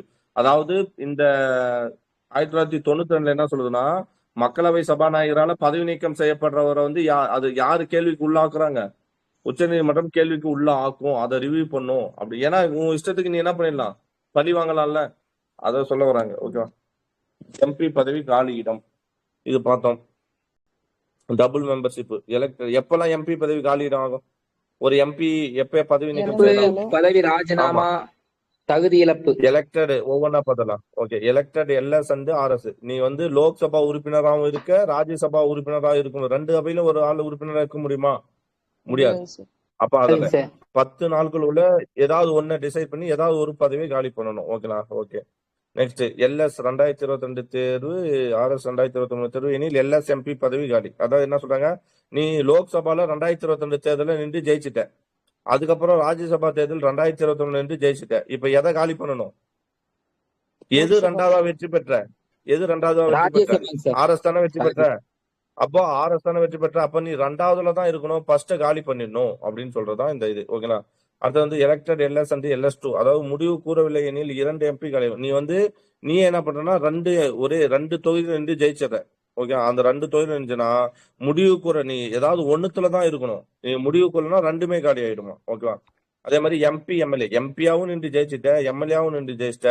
14 நாட்களுக்குள் செல்ல வேண்டும். இல்லையில் அதாவது எது MP பதவியா MLA பதவியான்னு 14 நாட்களுக்குள்ள சொல்லணும். இல்ல வந்து MP பதவி காலி ஆயிடும், MLA பதவி வேணா நின்றுக்கலாம்ன்றாங்க. Okay okay. Disqualification representation of people act என்ன அர்த்தம்? மக்கள் பிரதிநிதித்துவ சட்டம். ஓகேங்களா? டிஸ்குவாலிபிகேஷன் எதுவும் சொல்லுது? மக்கள் பிரதிநிதித்துவ சட்டம் 1951. ஓகேங்களா? டிஸ்குவாலிபிகேஷன் பதவி நீக்கம் சொல்றது வந்து 1951. ராஜினாமா ரிசைனேஷன் வந்து அவங்க பண்ணிக்கலாம், அப்படி பண்ணிக்கலாம். இல்லைன்னா ஆப்ஷன்ஸ் நாம் சொன்ன 60 நாள் வரலன்னா ஒரு சட்டமன்ற உறுப்பினர் அல்லது அமைச்சர், எத்தனை நாள் வரலன்னா அவங்க வந்து பர்மிஷன் எடுக்காம 60 நாள். 60 நாள் பர்மிஷன் இல்லாம. ஓகே. அதர் கேஸ் இதர வந்து சுப்ரீம் கோர்ட் ஜட்ஜ்மெண்ட் வந்தாலோ இல்ல டிஸ்மிஸ் வந்தாலோ promotion as MP to VP. ஓகேங்களா? MP to என்னது MP மெம்பர்ல இருந்து வைஸ் பிரசிடென்டா மாறினாலும் என்ன பண்ணணும்? நீ பதவி விலகிட்டு போயிடணும், பதவி ராஜினாமா பண்ணிடணும்ன்றாங்க. ஓகே. பதவி பிரமாணம் யார் பண்ணி வைக்கிறாங்க? Lok Sabha 2024 president bro term speaker, தற்காலிக சபாநாயகர் தான் வந்து பதவி பிரமாணம் பண்ணி வச்சிருக்காரு லோக்சபா. இது தற்காலிக சபாநாயகர் முன்னிலையில் பதவி பிரமாணம். ஏன்னா அதுல உறுப்பினர்கள் வந்த பின்னாடி தான் அவங்கள யார ஒருத்தரை சூஸ் பண்ணுவாங்க, சபாநாயகரா சூஸ் பண்ணுவாங்க. அதனால தற்காலிக சபாநாயகர் முன்னிலையில பதவி பிரமாணம் பண்றாங்க. பதவி பிரமாணம் வந்து யார் செய்யலைன்னா என்ன சொல்றாங்க? செய்யவில்லை. பதவி பிரமாணம் செய்யவில்லை எனில் அவை நடவடிக்கையில் பங்கு பெற முடியாது. ஆமா, ஒரு ஆள் பதவி பிரமாணம் செய்யப்படலாம், அவர் என்ன எதுல கலந்துக்க முடியாது? அந்த அவை நடவடிக்கையில கலந்துக்க முடியாது. ஓகேங்களா? ஓகே. 500 ரூபாய் ஃபைன் சொல்றாங்க. MP சலுகைகள் எதுவும் கிடையாது. ஓகேவா? பதவி பிரமாணம் பண்ணாம இருந்தா. ராஜ்யசபா தலைவர் வந்து VP, அவர் ராஜ்யசபாவுக்கு வந்து யாருன்னா தலைவர், துணை குடியரசுத் தலைவர் வந்து பதவி பிரமாணம் செய்யறாரு. இங்க வந்து மக்களவை சபாநாயகர் பதவி பிரமாணம் செய்யறாரு. ஓகே. ஏன்னா எது கிடையாது, இது கிடையாது இல்ல, எப்பயுமே அதோட தலைவர் இருந்துட்டே இருப்பாங்கல்ல. அதனால இங்க இருக்கிற தலைவரே இங்க வந்து இது வந்து கலைஞரும், அதனால வந்து சபாநாயகர், தற்காலிக சபாநாயகர். Salary and allowance and pension of MPs act, அதுக்கு என்ன ஆக்ட்? 1954. நோட் பண்ணுங்க. சேலரி, ஊதியம், சலுகைகள் இதெல்லாம் வந்து எந்த ஆக்ட் படி கொடுக்குறாங்க MP-களுக்கு? 1954. ஓகேங்களா? அது ரிவைஸ்ட், அது திருத்தம் எப்பனா 2018 திருத்தம். அதான் எவ்வளவு கொடுத்துப்பாங்க? 2 லட்சமோ என்னமோ கொடுப்பாங்கன்னு நினைக்கிறேன். ஓகேவா? 2,80,000 பார்த்தோம் sir. 2,80,000. Okay okay. Lok Sabha speaker, deputy speaker, MP PM all stated என்ன சொல்றாங்க? Considered fund consolidate. ஓகே. இவங்களுக்கு எல்லாம் பணம் எங்க போகுது? ஸ்பீக்கர், சபாநாயகருக்கு, டெப்டி ஸ்பீக்கரு, அப்புறம் MP, அப்புறம் வந்து பிரதம அமைச்சர், எல்லாருக்குமே பணம் எங்க போகுது அப்படின்றது எங்க இருந்து அவங்களுக்கு சம்பளம் போகும்னு பார்த்தோம்னா தொகுப்பு நிதி. இந்திய தொகுப்பு நிதி பத்தி சொல்லக்கூடிய ஆர்டிகல் என்ன? 265.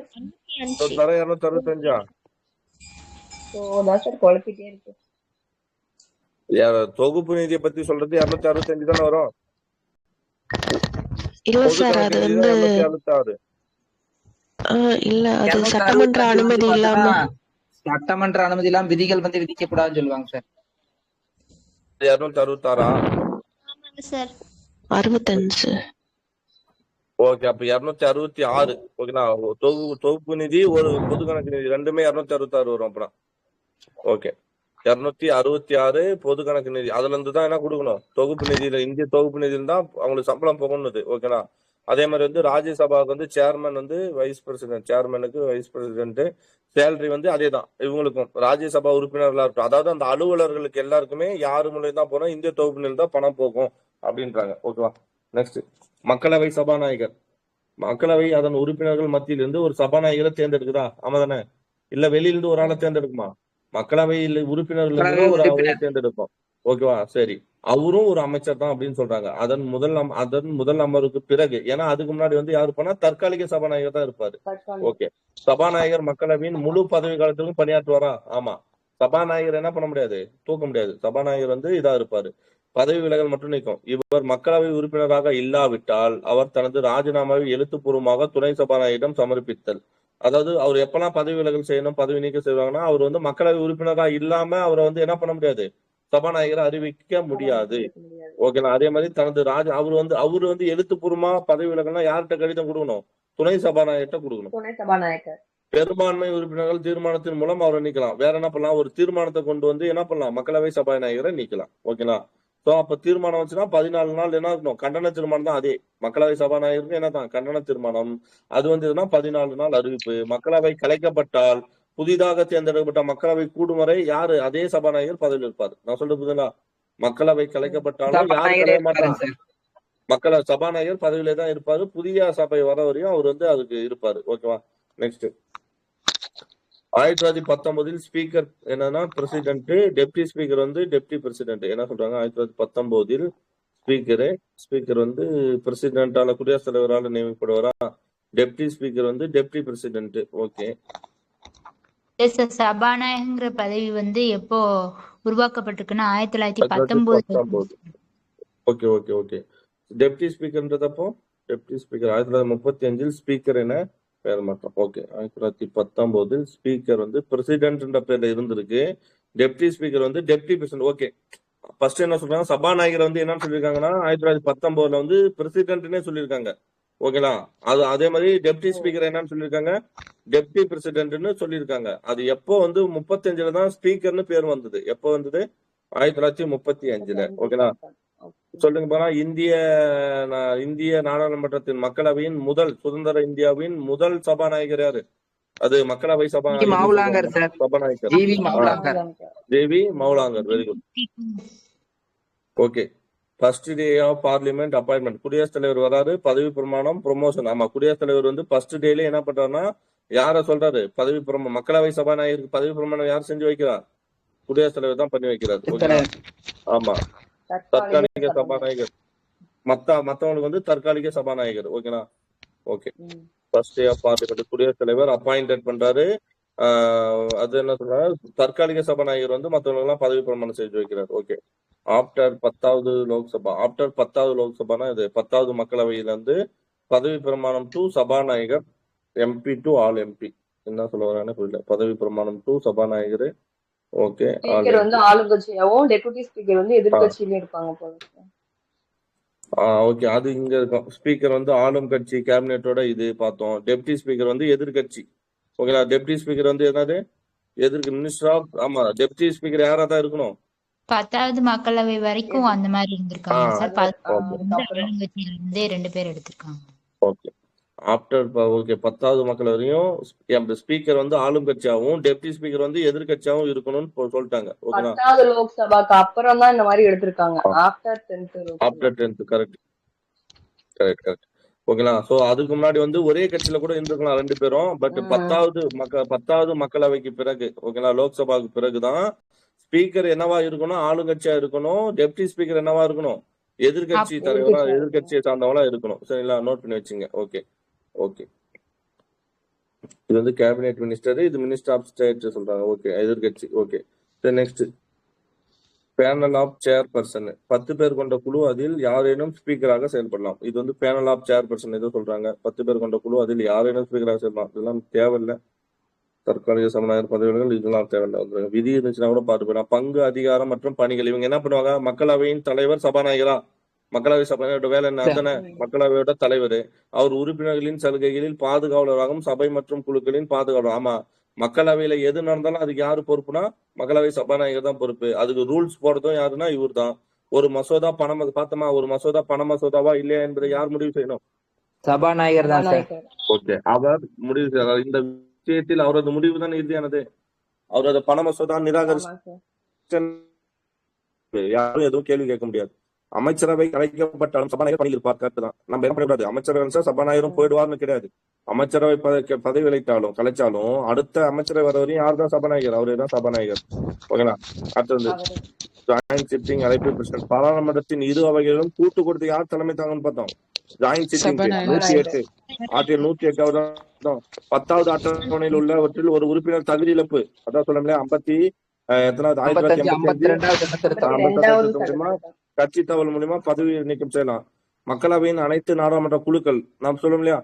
மக்களவை சார்பா அனைத்து நாடாளுமன்ற குழுக்களின் தலைவர்களை அவர் நியமித்து அவற்றின் செயல்பாட்டை மாற்றி நான் பாப்போம்ல. இப்ப பொது கணக்கு நிதி, பொது கணக்கு குழு, நம்ம நினைப்போம் நிறைய குழு இருக்குல்ல, பாராளுமன்ற குழுக்கள், பொது கணக்கு குழு, நிதி குழு, அப்படிலாம் குழுக்கள் இருக்கு இல்லையா? அந்த குழுக்களோட தலைவர்களை வந்து யாரு, அந்த குழுக்களை நியமிக்கிறதும் அது தலைவர் நியமிக்கிறதும் இவர் தான் சொல்றாங்க. ஓகேங்களா? அது வந்து கோரம். கோரம் என்ன சொல்லுவோம்? 10ல ஒரு 10ல வந்து ஒரு பங்கு உறுப்பினருக்கு தானே கோரம் சொல்லுவோம். தேவையான உறுப்பினர்களின் எண்ணிக்கை. ஒரு சபை வந்து நடத்த தேவை வந்து 10ல ஒரு பங்கு உறுப்பினர் கட்டாயம் இருக்கணும். அப்போ பீப்புள் இருந்தால் அவை நடக்கும். ஓகேங்களா? கேஸ்டிங் ஓட்டு யாரு பார்த்தோம்? இறுதி ஓட்டு யாருக்கு? சபாநாயகர்னு பார்த்தோமா? இது ரெண்டுத்தையும் சொல்லக்கூடிய ஆர்டிகல் என்ன? கோரத்தையும் கேஸ்டிங் ஓட்டையும். Very good. 100 தான், ஆர்டிகல் 100. ரெண்டுக்குமே பொதுவானதுதாங்க சார். ரெண்டுத்துக்குமே பொதுவானது. அதான் மக்களவை சரி, மாநில மக்களவை மாநிலவை ரெண்டுமே வந்தாலும் 100 தான். ஓகேங்களா?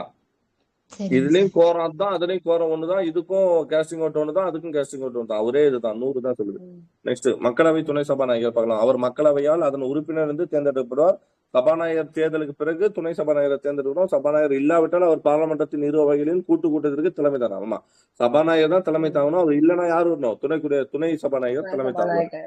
ஓகே. எதிர்கட்சி தலைவர், லீடர் ஆஃப் ஆப்போசிஷன். பாராளுமன்றத்தில் உள்ள மொத்த உறுப்பினர் எண்ணிக்கையில் குறைந்தபட்சம் 10ல் ஒரு பங்கை கொண்ட மிகப்பெரிய கட்சி தான் ஆமா எதிர்கட்சி தலைவர். எதிர்கட்சி தலைவர் யாரு? பாராளுமன்ற மொத்த உறுப்பினர்ல எண்ணிக்கையில் குறைந்தபட்சம் 10ல் ஒரு பங்கை கொண்டிருக்கக்கூடிய, ஓகேங்களா, ஒரு கட்சியோட தலைவர் தான் எதிர்கட்சி தலைவர். சரிங்களா? 1969ஆம் ஆண்டு முதல் முறையாக எதிர்கட்சி தலைவர் ஒருவர் அதிகாரப்பூர்வமாக அங்கீகரிக்கப்பட்டார். எப்ப இருந்து? 1969ஆம் ஆண்டு முதல் முறையாக எதிர்கட்சி தலைவர் ஒருவர் அதிகாரப்பூர்வமாக, இவர் தான் எதிர்கட்சி தலைவர் அப்படின்னு அதிகாரப்பூர்வமா அங்கீகரிக்கப்பட்டது எந்த வருஷம்? 1969. 1977இல் எதிர்கட்சி தலைவர்களுக்கு சட்ட ரீதியான அந்தஸ்து எப்போ வழங்குறாங்க? சட்ட ரீதியான அந்தஸ்து 1977ல. 69ல தான் ஃபர்ஸ்ட் ஒருத்தர் வந்து முதல் முறையாக எதிர்கட்சி தலைவர் ஆகிறாரு. 77ல வந்து எதிர்கட்சி தலைவர்களுக்கு சட்ட ரீதியான அந்தஸ்து வழங்குறாங்க. அமைச்சரவை அமைச்சரின் அதே ஊதியம் கொடுப்புகளுக்கு, ஆமா, அமைச்சர்களுக்கு எவ்வளவு கொடுக்கணுமோ அதே தான் இவங்களுக்கும், எதிர்கட்சி இதுக்கும் அதே தான். ஆமா, கொடுப்பனவு, பிற சலுகை எல்லாமே. ஓகேங்களா? ஓகே. அதிகாரம், மக்களவையின் அதிகாரம். ஓகேங்களா? மக்களவையோட இதுதான் ரொம்ப முக்கியம் இருக்கு. மக்களவை மிகவும் சக்தி வாய்ந்ததா? ஆமா தானே? மாநிலங்களோட சக்தி வாய்ந்தது என்னது? மக்களவை. எதனால அப்படின்னா நிதி மசோதா அங்கதான் கொண்டு வர முடியும். ஒரு சில காரணம் திருத்தம், நம்பிக்கையில்லா தீர்மானம், திருத்தம் வந்து ரெண்டுத்துலயும் கொண்டு வர முடியாது. திருத்த 2 அவையிலுமே வரணும். ஆமா, திருத்தம் 2 அவையிலும் கொண்டு வரலாம். நம்பிக்கையில்லா தீர்மானம் சார். நம்பிக்கையில்லா தீர்மானம் மக்களவையில மட்டும்தான். நம்பிக்கையில்லா தீர்மானம் பண மசோதா, மெயின் பண மசோதா. ஓகே. மக்களவை பட்சல இருக்குது எல்லாமே. மக்களவை மிகவும் சக்தி வாய்ந்தது. இது நாட்டின் அரசியல், சமூக மற்றும் பொருளாதார நிலையை பிரதிபலிக்கிறது. மிக உயரிய பொறுப்பை கொண்டுள்ள அமைப்பு. ஏன்னா பார்த்தோம், அந்த நிதி அமைச்சர்கள் எல்லாமே இதில் தான் இருப்பாங்க. முக்கியமான கேபினெட் அமைச்சர்கள் கொண்டுள்ள அமைப்பு. மேலும் நாட்டின் ஒட்டுமொத்த மக்களின் பிரதிநிதி. ஏன்னா ஆமா தானே, இது எல்லாமே மக்களால் தேர்ந்தெடுக்கப்பட்டவங்க. மக்களால் நேரடி தேர்ந்தெடுத்த உறுப்பினர்களால் உருவாக்கப்பட்டு இதன் உறுப்பினர்கள் மக்களின் பல்வேறு விருப்பங்களின் பிரதிநிதியாக தேர்ந்தெடுக்கிறார்கள். ஆகவே மக்களாட்சி அமைப்பின் மிக உயரிய இடத்துல இது இருக்குது. சரிங்களா? நெக்ஸ்ட், ஒன்றிய பட்டியல் மற்றும் பொது பட்டியலில் உள்ள விஷயங்கள் குறித்த சட்டங்களை மக்களவை நிறைவேற்றுதா? ஆமா தானே? பொது பட்டியலு ஒன்றிய பட்டியலில் இருக்கிறத வந்து சட்டமாக்கும். மேலும் மக்களவை புதிய சட்டங்களை ஏற்றவும் நடைமுறையில் உள்ள சட்டத்தை நீக்க அல்லது அதை திருத்தவும் முடியும். அதாவது இது ரெண்டுத்தையுமே முடியாது. இவங்களும் பண்ணலாம், யாரு மாநிலங்களையும் பண்ணலாம். ஓகேனா? ஓகே. பண மசோதா, இதுதான் முக்கியம். பணம் சார்ந்த முன்வரைவுகளின் மீது மக்களவை மட்டுமே முழுமையான அதிகாரம். அப்போ பண மசோதா யாரு? மக்களவை. மக்களவையின் சிறப்பு அதிகாரம் என்னன்னா, நிதிநிலை அறிக்கை. எது சொன்னோம்? பட்ஜெட். நிதிநிலை அறிக்கிறது பணம் சம்பந்தப்பட்ட எந்த ஒரு சட்டத்தையும் நம்ம எங்க மட்டும் தான் நிறைவேற்ற முடியும், எங்கதான் ஃபர்ஸ்ட் கொண்டு வர முடியும்? மக்களவை. அதுக்கு மாநிலங்களவை வந்து ஒப்புதல் எத்தனை நாளுக்குள்ள தரணும்? பண மசோதா, நிதி மசோதா 14 அப்படி 14 நாளுக்குள்ள தரலன்னா அது என்ன ஆகும்? தானாகவே நடைமுறைப்படுத்தப்படும். ஓகே. மேலும் அந்த சட்டமன்ற மாநிலங்களில் ஏதோ மாற்றம் செய்வதற்கு ஆலோசனை. ஆனா என்ன பண்ணலாம்னா, அவங்க வந்து 14க்குள்ள ஒப்புதல் வழங்கலாம், அல்லது வேற என்ன பண்ணலாம்னா திருத்தம் பண்ணி கூட அனுப்பலாம். இதை கொஞ்சம் திருத்தங்க பண்ணுங்க அப்படின்னு சொல்லி அனுப்பலாம். ஆனா மக்களவை அந்த திருத்தத்தை ஏத்துக்கலாம், இல்ல ஏத்துக்காம அப்படியே பண்ணா கூட சட்டமாக்கிடும். சரிங்களா? 5, நாட்டின் பொருளாதார மக்கள் கட்டுப்பாட்டில் இருப்பதை வெளிப்படையாக தெரிவிக்கும் வகையில் அமையும் நிதிநிலை அறிக்கை மற்றும் நிதி அறிக்கையை தயார் செய்வதும். நிதிநிலை அறிக்கை செய்யறோம் இல்லையா? நிதிநிலை அறிக்கை தயாரிக்கிறோம்ல, பட்ஜெட் தயாரிக்கிறோம்ல, அதை தயாரிக்கிற இது யாருன்னா இவங்க மட்டும்தான். மக்களவையின் சிறப்பு உரிமைகளில் ஒன்று. ஓகேனா? நோட் பண்ணி வச்சுக்கணும். அடுத்தது நிதி மசோதா சொல்றோம்ல அது இவங்க தான். கேள்விகள் மற்றும் துணை கேள்விகள் எழுப்புதல். நம்ம கேள்வி கேட்கிறோம், துணை கேள்வி எழுப்புறோம். அப்புறம் முன்வரைவு மற்றும் நிறைவேற்றம் மற்றும் நம்பிக்கையில்லா தீர்மானங்கள்லாம் யார் கொண்டு வரட்டும்? மக்களாட்சி சொல்றான். கேள்வி கேட்கறதோ, துணை கேள்விகள் எழுப்புறதோ, இல்ல வந்து முன்வரைவு நிறைவேற்றம் எதுனா மற்றும் நம்பிக்கையில்லா தீர்மானத்தை கொண்டு வருது. ஓகேங்களா? இது எல்லாமே இவங்க தான். இது இங்கிலீஷ்ல பார்த்தா இருக்கும். The Lok Sabha control the executive by asking question supplementary question துணை கேள்விகள் பாசிங் ரெசல்யூஷன் அப்புறம் motions and no confidence motion. அதான் இது சொல்றோம்ல நம்பிக்கையில்லா தீர்மானத்தெல்லாம் இங்கதான் கொண்டு வர முடியுன்றாங்க.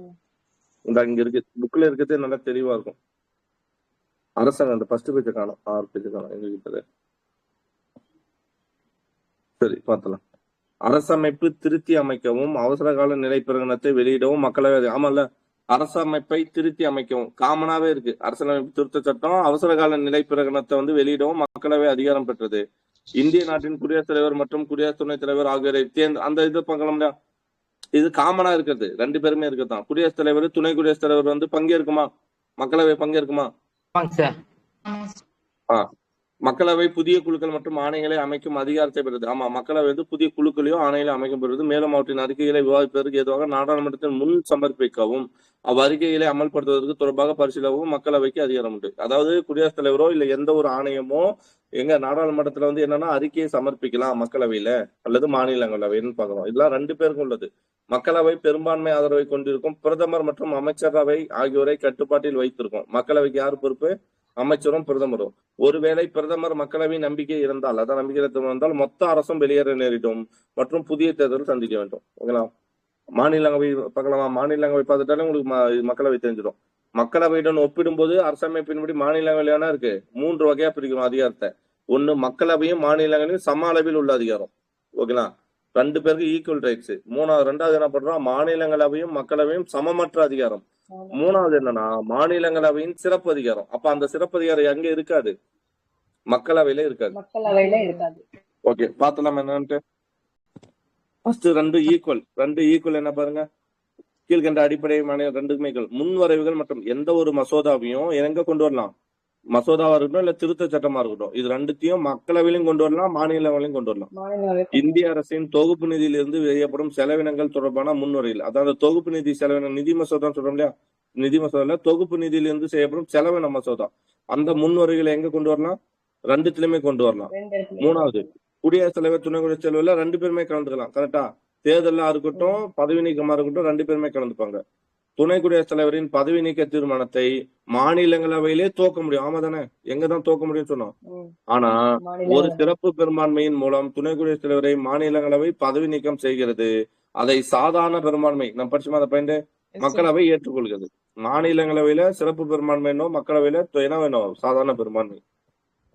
உச்ச நீதிமன்ற தலைமை நீதிபதி, உச்ச நீதிமன்றம் மற்றும் உயர் நீதிமன்ற நீதிபதி, தலைமை தேர்தல் ஆணையர் மற்றும் இந்தியாவின் தலைமை தணிக்கை எண்ணிக்கையர் ஆகியோரை பதவி நீக்கம் செய்யும் பரிந்துரையை குடியரசுத் தலைவருக்கு அனுப்புது. ஆமா, அதான் இப்ப கண்டன தீர்மானம் வந்தாலே எங்க கொண்டு வரலாம்? நம்பிக்கையில்லா தீர்மானம் மட்டும்தான் மக்களவையில. மத்த இவங்க ஏன்னா உச்ச நீதிமன்ற நீதிபதி எப்படி பதவி நீக்கம் செய்வீங்க? கண்டன தீர்மானம். ஓகேங்களா? தலைமை தேர்தல் ஆணையர், இந்தியாவின் தலைமை தணிக்கை கணக்காரு, இவங்க எல்லாத்தையுமே பதவி நீக்கம் செய்யணும்னா என்னதான் வேணும் நமக்கு? கண்டன தீர்மானம். அப்ப கண்டன தீர்மானம் வந்தாலே 2 அவையிலும் கொண்டு வரலாம் அப்படின்றாங்க. மாநிலவையிலும் கொண்டு வரலாம், மக்களவையிலும் கொண்டு வரலாம். குடியரசுத் தலைவரின் அவசர சட்டங்களுக்கு ஒப்புதல் அளித்தல் 2 பேருமே பங்கேற்பாங்களா? ஈரவையிலும் கலந்து பங்கேற்கணும். அந்த ஒப்புதல் 6 மாசத்துல ஒப்புதல் அளிப்பா. அதுக்கு குடியரசுத் தலைவரின் 3 விதமான அவசர நிலை பிறர்களுக்கு ஒப்புதல். அதேதான், தேசிய நெருக்கடி நிலை அந்த சமயத்திலேயோ இல்ல மாநில நெருக்கடி நிலையோ இல்ல வந்து நிதி நெருக்கடி நிலையிலோ 3 அந்த நிலையிலயும் இவங்க என்ன பண்ணா ஒப்புதல் அளிக்கணும் அதுக்கு. ஓகேங்களா? பிரதமர் உட்பட அமைச்சர்களை தேர்வு செய்தல். இந்திய அரசமைப்பின்படி பிரதமர் மற்றும் அமைச்சர்கள் 2 அவைகள். நம்ம என்ன சொல்றோம்? பிரதமர் உட்பட அமைச்சர்களை தேர்வு செய்யறோம் இல்லையா? இந்திய அமைச்சரவையின்படி பிரதமர் மற்றும் அமைச்சர்கள் 2 அவைகளில் ஏதேனும் பிரதமரை நீ எங்க சேரலாம்? மக்களவையில மட்டும்தான் பிரதமரை எடுக்கணுமா? மக்களவையில மட்டும்தான்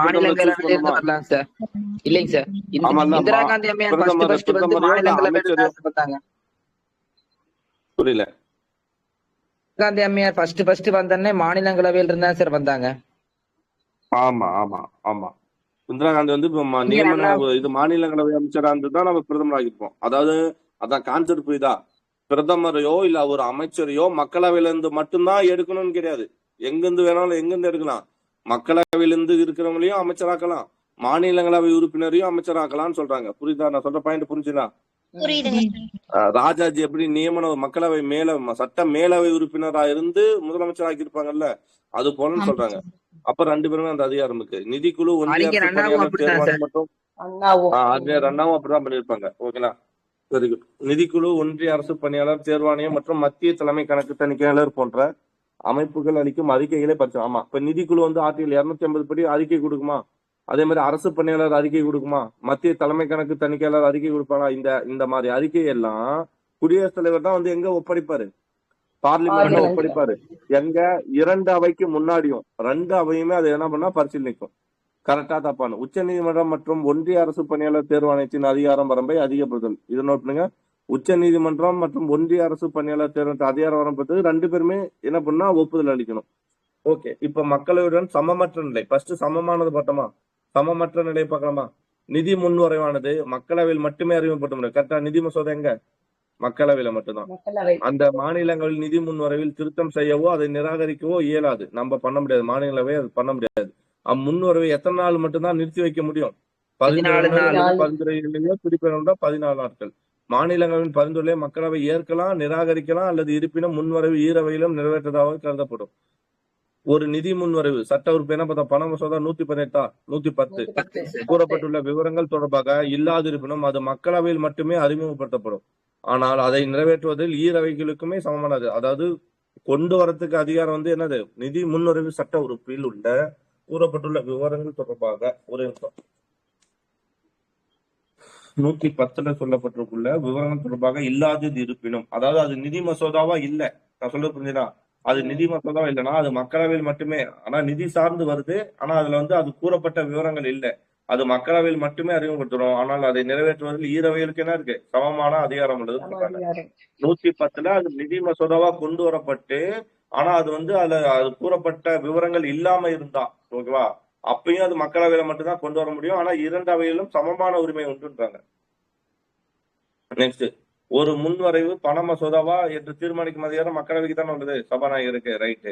ஈரவைகளின் கூட்டத்துக்கு தலைமை தாங்க யாரு? சபாநாயகர் மட்டும்தான். துணை மக்களவை சபாநாயகர். பொதுவாக கூட்டு வாக்கெடுப்பில் மக்களவையின் நிலைப்பாடே வெற்றி பெறும். ஏன்னா அங்கதான் அதிக உறுப்பினர் இருப்பான். ஆமா, அந்த உறுப்பினர் எங்க? மக்களவையில் அதிக உறுப்பினர். பொதுவாக கூட்டு நீர் வாக்கெடுப்பில் மக்களவையின் நிலைப்பாடு வெற்றி பெறும். ஏனெனில் அது மாநிலங்களை விட அதிக உறுப்பினர்களை கொண்டது. மாநிலங்களை 245, இவங்க எவ்வளவு இருப்பாங்க? 345 இருக்காங்க. அப்ப எதுதான் இவங்க தான் ஜெயிக்கும். ஓகேங்களா, கொண்டுள்ளது. ஈரவைகளிலும் ஆளும் கட்சி உறுப்பினர்களின் எண்ணிக்கை ஒட்டுமொத்த எதிர்கட்சி எண்ணிக்கை விட அதிகமா இருக்கும். ஆமா, குறைவாக இருக்கும் சமயத்தில் மட்டுமே ஆளும் கட்சி தீர்மானம் வெற்றி பெறாது. அந்த மாதிரி எங்கேயுமே இருக்காது, இன்சிடென்ட் நடக்காதுன்றாங்க. மாநிலங்களவை நிதிநிலை அறிக்கை அதுதான் மொத்தம் அமலில். ஓகே, அந்த விவாதம் நடத்தலாம். மாநிலங்களவை நிதிநிலை அறிக்கை திட்டம் போது விவாதம் நடத்தலாம். ஆனால் அதற்கான வாக்கெடுப்பு பங்கு பெற முடியாது. மக்களவைக்கு மட்டும்தான் என்னது? அந்த வாக்கெடுப்புல பங்கு பெற உண்டு. ஓகே, அமலில் உள்ள தேசிய அவசர நிலையை நீக்கும் தீர்மானம் மக்களவையில் மட்டும். நோட் பண்ணுங்க, இந்த பாயிண்ட் நம்ம பார்த்ததே இல்லை பாருங்க. அமலில் உள்ள தேசிய அவசர நிலை இருக்கா, அதை நீக்கிறதுக்கு ஒரு தீர்மானம் கொண்டு வர்றாங்க. இப்ப ஆர்டிகல் 352 போட்டாங்கப்பா, அதை நீக்கணும்னா நம்ம ஒரு தீர்மானம் கொண்டு வரணும்ல. அந்த தீர்மானத்தை எங்க மட்டும்தான் அமல்படுத்த முடியுமா? மக்களவையில மட்டும். மக்களவையில மட்டும்தான். இப்போ அவசர சட்டம் போட்டாங்கன்னா அந்த அவசர சட்டத்தை ஒப்புதல் வழங்கறதுக்கோ இல்ல தேசிய நெருக்கடி நிலையை நான் போட போறேன் அப்படின்றதுக்கோ 2 பேரும் கலந்துக்கிறாங்க. ஈக்குவல் ரைட்ஸ் இருக்கு. ஆனா அந்த தேசிய நெருக்கடியை வந்து நான் நீக்க போறேன், அதுக்கு ஒரு தீர்மானத்தை கொண்டு வரணும். அது எங்க மட்டும்தான் அறிமுகப்படுத்த முடியுமா? மக்களவையில மட்டும்தான் அறிமுகப்படுத்தணும். நமக்கு தெரியாத ஒரு பாயிண்ட். எந்த ஒரு அமைச்சருக்கு எதிராகவும் நம்பிக்கையில்லா தீர்மானத்தை எங்கதான் கொண்டு வர முடியும்? மாநிலங்களவையில மேற்கொள்ள முடியாது. அமைச்சர்கள் குழுவாகவும் தனிப்பட்ட முறையிலும் யாருக்குதான் பொறுப்பு? மக்களவைக்கே பொறுப்பானவர்கள். மாநிலங்களவை அரசின் கொள்கைகள் மற்றும் செயல்பாடுகளை விமர்சிக்க முடியும். அவ்வளவுதான். உறுப்பு 249 ரொம்ப ஹைலைட். இது வந்து மாநிலங்களவைக்கான சிறப்பதிகாரம். கொஸ்டினே இதில் தான் அமையும். ரொம்ப இம்பார்ட்டன்ட் பாயிண்ட். மாநிலங்களவையின் சிறப்பதிகாரம். ஓகேங்களா, ஆர்டிகல் 249 என்ன சொல்லும்? மாநிலங்களவை மாநில பட்டியலில் குறிப்பிடப்பட்டிருக்கும் அதிகாரங்களில் நாடாளுமன்றம் சட்டம் இயற்ற அதிகாரம் அளிக்கின்றது. இப்ப மாநிலங்களவை 249 என்னன்னா, பட்டியல் 249 என்ன சொன்னா, மாநில பட்டியல யார் தான் சட்டம் இயற்ற முடியும் சொல்லுங்க? தேசிய நலன் கருதி மாநில பட்டியலை சட்டம் இயற்றுது. தேசிய நலன் கருதி மத்திய அரசு சட்டம் இயற்றலாம் அப்படின்னு சொல்றாங்க சார். நான் நார்மலா கேட்டது என்னன்னா, மாநிலத்துல யார் சட்டம் இயற்ற முடியும்? மாநில பட்டியல்ல மாநிலங்கள் தான் சட்டம் இயற்ற முடியும். அதான் கரெக்ட். ஆனா தேசிய முக்கியத்துவம் வாய்ந்த நிலையில இதுக்கு யாரு அப்ப யாரு பர்மிஷன் கொடுக்கணும்? அதுக்கு மாநிலங்களவையின் உரிமை பாதுகாவலன் யாரு? மாநிலங்களவை தானே. மாநிலங்களோட உரிமையில் பாதுகாவலன் மாநிலங்களவை ஆர்டிகல் 249 படி ஒப்புதல் அளிச்சா மட்டும்தான் மத்திய அரசு மாநில பட்டியல என்ன பண்ண முடியும்? சட்டம் இயற்ற முடியும். அதான் 249. அப்ப அது சிறப்பதிகாரம் தானே. ஒரு சிறப்பதிகாரம். ஆர்டிகல் 312 பார்த்திருப்போம். மத்திய மாநில அரசுக்கு பொதுவான அனைத்து இந்திய தேர்வாணையத்தை உருவாக்கும் அதிகாரம் யாருக்கு மட்டும்தான் உண்டு? 312 மாநில அரசு மட்டும் தான் உண்டு. அது யாருக்கு நாடாளுமன்றத்துக்கு அந்த அதிகாரத்தை அளிக்க முடியும் அப்படின்றாங்க 312. ஓகே, அப்ப அது ஒரு சிறப்பு அந்தஸ்து. மக்களவையுடன் ஒப்பிடும்போது மாநிலங்களவைக்கு குறைவான அதிகாரம் கொடுக்கப்பட்டாலும் கீழ்கண்டவர்கள் அதே தான் சொல்றாங்க. அவசரமாகவும் குறைபாடுகளுடனும் கவனமின்றி மக்களவை நம்ம என்ன பண்ணலாம்னா, மக்களவை ஏதோ ஒரு சட்டத்தை அவசரமாகவோ கவனக்குறைவாகவோ இல்ல ஆளுங்கட்சி சார்பாகவோ ஒரு சட்டத்தை ஏற்றிட்டோம். ஆனா அந்த சட்டத்தை நம்ம என்ன பண்ணலாம்? மாநிலங்களவை உறுப்பினர்கள் என்ன பண்ணலாம்? அதை திருத்தத்துக்கான அட்வைஸ கொடுக்கலாம், மேற்கொள்ளலாம் அப்படின்றாங்க. நேரடியாக தேர்தலை சந்திக்க முடியாது. இது நார்மலா சொல்றாங்க மாநில. இதுதான் அந்த ஃபர்ஸ்ட் பாயிண்ட் வரும்னு நினைக்கிறேன். பேஜ் மாதிரி ஓகே. நேரடியாக தேர்தலை சந்திக்க முடியாத புகழ்பெற்ற நிபுணர்கள், கலை, அவங்களை என்ன பண்ண? இப்ப இளையராஜாவா இருக்கட்டும், இல்ல நிதி அமைச்சர் இருக்கட்டும், அவங்களாம் நியமன உறுப்பினர்கள். தேர்தலை சந்திக்க முடியாத புகழ்பெற்ற கலை, இலக்கிய வல்லுநர் மற்றும் விஞ்ஞானிகளுக்கு இந்த அவை பிரதிநிதித்துவம் அளிதான். 12 பேருக்கு இதுதான் இடம் கொடுக்கும். மேலும் குடியரசுத் தலைவர் இது போன்ற 12 தேர்ந்தெடுக்கிறார். கூட்டாட்சி தத்துவத்தின் அடிப்படையான மாநிலங்களின் உரிமையை நான் சொன்னேன். மாநிலங்களின் உரிமையை பாதுகாக்கும் காவலன் யாரு? இந்த மாநிலங்களவை தான். மாநிலங்களவை. ஓகே, அவ்வளவுதான். கொஸ்டின் பார்த்தலாமா? மக்களவை பொதுவாக இந்திய பாராளுமன்றத்தின் கீழவை என்று அழைக்கப்படுதா? மக்களவை கீழவையா? ஓகே. மக்களவை உறுப்பினர்கள் நேரடியாக மக்களால் தேர்ந்தெடுக்கிறதா? ரைட்டா? மக்களவை தேர்ந்தெடுப்பாங்க. 44வது அமெண்ட்மெண்ட் சட்டத்தில் மக்களவை உறுப்பினர்கள் எண்ணிக்கை 545 உயர்த்தியதா? பாரு, அப்படியே பார்த்தா 44வது சட்டத்தை என்ன சொல்லுச்சு? மக்களவை உறுப்பினர்களின் எண்ணிக்கையை 44வது சட்டத்தை அப்போ 78 525ல இருந்து 545 மாற்றுவாங்க. ஆனா அது 44வது சட்டத்தமா? ஆமா, அதேதான். 1973 சார். திருத்தம் 1973 சார். மக்களவை பலம் 525ல இருந்து 545 இருக்குங்க சார். அது எத்தனாவது சட்டத்திட்டமே? 525 சட்ட திருத்தம் 1973 சார். இந்த கணக்கெடுப்பு 1971 பேஸ் பண்ணி இருக்கு. 41 சார். 43 ஓகேவா? ஆமாவா? நீங்க சொல்றது 40 சொல்றீங்க. அதுக்கப்புறம் 31வது சட்ட திருத்தம் சார். 31வது சட்ட திருத்தம் 1973 என்ன சொல்லுதுன்னா, 31வது சட்ட திருத்தத்தின்படி மாநிலங்களவையின் பலத்தை 525ல இருந்து 545 உயர்த்தலாம் அப்படின்னு சொல்லுதுங்க சார். அது 31வது சட்டமா? ஓகே, 31வது சட்டத்திட்டம் அத்தனை கரெக்டா சட்டத்திட்டம் கரெக்டா? 31வது சட்டத்திட்டம் 1973 525 இருந்து 545 உயர்த்தது. அப்ப இது தப்பு. ஓகேங்களா? 3வது கூட்டு தப்பு. 1, 2 மட்டும் ரைட். இதை எழுதிக்கீங்க. சட்டத்திட்டம் 31 ஓகேங்களா? 525 இருந்து 545 மாத்திருக்கு. Okay, next. கீழ்கண்டவற்றுள் எது அவை கேபினெட்டை குறித்து உண்மையானவை? கேபினெட் சட்டமன்றத்திற்கு நிர்வாகிகள் பொறுப்பினை கேபினெட் அமைப்பு வருவது. ஆமாங்க, சட்டமன்றத்துக்கு நிர்வாகிகள் பொறுப்பு. அது கேபினெட் அமைப்பு வலியுறுத்துது. கரெக்ட் தான். கேபினெட் என்பது பிரதம மந்திரி மற்றும் முக்கிய துறைகளை கொண்ட மூத்த அமைச்சர்களை கொண்டதா? அதானே பார்ப்போம். கேபினெட்னா அதானே? பிரதம மந்திரி கேபினெட்டின் தலைவர். கேபினெட்டோட தலைவர் பிரதமர் தான். ரைட்டு தான். 1, 2, 3 ஆகியவை ரைட்டு. வாக்களிக்கும் விதி 61 பார்த்தா 61வது சட்டத்திட்டம் பாத்துருவோம். 1988. Very good. அது நடைமுறை 1989. சரியான பதிலை சேர்ந்தோம். நாடாளுமன்றத்தின் நிர்வாகிகளும் பின்வரும் கூற்றில் எது உண்மை? இரு அவைகள்ல பாராளுமன்றத்தின் நிர்வாகிகளிலும் நிதி விவகாரங்கள் தவிர அனைத்து துறையிலும் சம அதிகாரம் மற்றும் சம அந்தஸ்து உரிமை அனுபவிக்கின்றன. நிதி விவகாரங்கள் தவிர அனைத்து என்று சொல்லியிருக்காங்க. பாக்க ஆப்ஷன் என்ன இருக்குன்னு பார்த்தலாம். ஆனா அனைத்து இதுலயும் கிடையாது. ஓகேங்களா? ஒரு சில இடத்துல மட்டும் தான் ஈக்குவல். ராஜ்யசபாவில் பண மசோதாவை அறிமுகப்படுத்த முடியாது. ரைட் தானே? ராஜ்யசபால என்ன? ஓகே. ஃபர்ஸ்ட் கூட்டணும் ரைட் தான் வந்து நினைக்கிறேன். ஓகே, ராஜ்யசபாவில் வருடாந்திர நிதிநிலை அறிக்கையை வருடாந்திர நிலை அறிக்கை ஆமால ரெண்டுத்திலுமே விவாதிக்கலாம். மக்களவையிலும் விவாதிக்கலாம், மாநிலங்களவையிலும் விவாதிக்கலாம். ஆனால் மானிய கோரிக்கையில் வாக்களிக்க அதிகாரம் யாருக்கு மட்டும்தான் உண்டு? மக்களவைக்கு மட்டும்தான் உண்டு. மக்களவைக்கு மட்டும். அதாவது நிதிநிலை அறிக்கை பத்தி 2 பேரும் விவாதிக்கலாம். ஆனா வந்து இந்த துறைக்கு இவ்வளவு மானியம்ன்றதை இன்னும் எக்ஸ்ட்ரா இருக்குங்க அந்த மாதிரி கோரிக்கை இருக்குது. அதுல வந்து யாருக்குன்னா இதுதான். அப்போ எது ரைட்னா 2, 3 மட்டும் ராஜ்யசபாவில் பண மசோதா அறிமுகப்படுத்த முடியாது, ரைட்டு தான். அப்ப 2, 3 மட்டும் ரைட்டு. ஓகேண்ணா, 1 வந்து தப்பு. ஏன்னா நிறைய இடத்துல வந்து என்னன்னா 2 பேருக்கும் இது வருது. ஓகேண்ணா, வெறும் இது இவங்க வந்து எதை மட்டும் சொன்னா நிதி சிவில் அவகாசத்தை சர்வீஸ்லாம் தவறு வந்து பண்ணிருக்காங்க. அவங்க மட்டும் தானே சார் பண்ண முடியுது, மாநிலங்களவை மட்டும் தான் பண்ண முடியுது. எது எது சிவில் சர்வீஸ் எக்ஸாம்ஸ் இது கொடுத்துருந்தோம் ஆமா 312 ஆமா கரெக்ட். அதான் இவங்க வெறும் நிதியை மட்டும் மென்ஷன் பண்றாங்க, அதை தவிர Yes, sir. நான் சொல்றாங்க. ஓகே, அது மாதிரி நிறைய துறைகள் மீறுது. ஓகே, அந்த 249 இருக்கட்டும், இல்ல வந்து 312 இருக்கட்டும், அதெல்லாம் வேறுபாடுகள் இருக்கு. சரி, 352 352 இங்க வாங்க. கீழ்கண்டவற்றில் லோக்சபா நாயகர் தனது ராஜினாமா லோக்சபா நாயகர், அதாவது சபாநாயகர் யார்கிட்ட கொடுத்தா துணை சபாநாயகர் தான் கொடுப்பாரு. ஓகே, பதவியில் குடியரசுத் தலைவர் அவசரகால பிரகடனம் செய்யும் முன்பு அதனை டேஷ் முன்பாக வைக்க வேண்டும். எங்க பாராளுமன்றம் இரு அவைகிட்டும் என்ன பண்ணுவோம், ஒப்புதல் வாங்கணும் அவசர பிரகடனம் கொண்டு வரும்போது. ஓகேங்களா, 352. அதுவே அதை கேன்சல் பண்ணும்போது எந்த அவையில மட்டும்தான் ஃபர்ஸ்ட் அதை கொண்டு வரணும்? மக்களவை மக்களவை. ராஜ்யசபாவின் மேலவையின் தலைவர் யாரு? துணை குடியரசுத் தலைவர். மக்களவை மக்களால் நேரடியாக தேர்ந்தெடுக்கப்படும் உறுப்பினர்கள் எண்ணிக்கை அது நம்ம சொல்லலாம். மக்களவையில் மக்களால் வந்து 543. அதோட பார்த்தோம். மக்களால் நேரடியாக தேர்ந்தெடுக்கும் உறுப்பினர் எவ்வளவு? 543. மேக்சிமம் 530 பேர் யாரால தேர்ந்தெடுக்கணும்? மாநிலங்கள் மூலம் சார் 20 வந்து யூனியன் பிரதேசங்கள் சார். யூனியன் பிரதேசங்கள். ஓகேங்களா, அதிகமா இருக்கக்கூடிய உறுப்பினர்கள். ஓகேங்களா, மக்களவையில் மக்களால் நேரடியாக தேர்ந்தெடுக்கும் உறுப்பினர்கள் எண்ணிக்கை நம்ம இதுல இருக்கிறது வந்து 543. சரிங்களா, ஓகே. சபாநாயகர் மற்றும் துணை சபாநாயகர் ஆகியோரின் ஊதியமும் பிற பணமும் யாரால் நம்ம பார்த்தோம் இல்லையா, பாராளுமன்றம். சபாநாயகர், துணை சபாநாயகர், மக்களவை, அப்புறம் இது எல்லாத்தோட இதுமே யாருன்னா பாராளுமன்றம் தான் தீர்மானிக்கும். ஆனா நிதி எங்கிருந்து போனா வருமானம் தொகுப்பு நிதியிலிருந்து எடுத்துப்பாங்க. தொகுப்பு நிதி.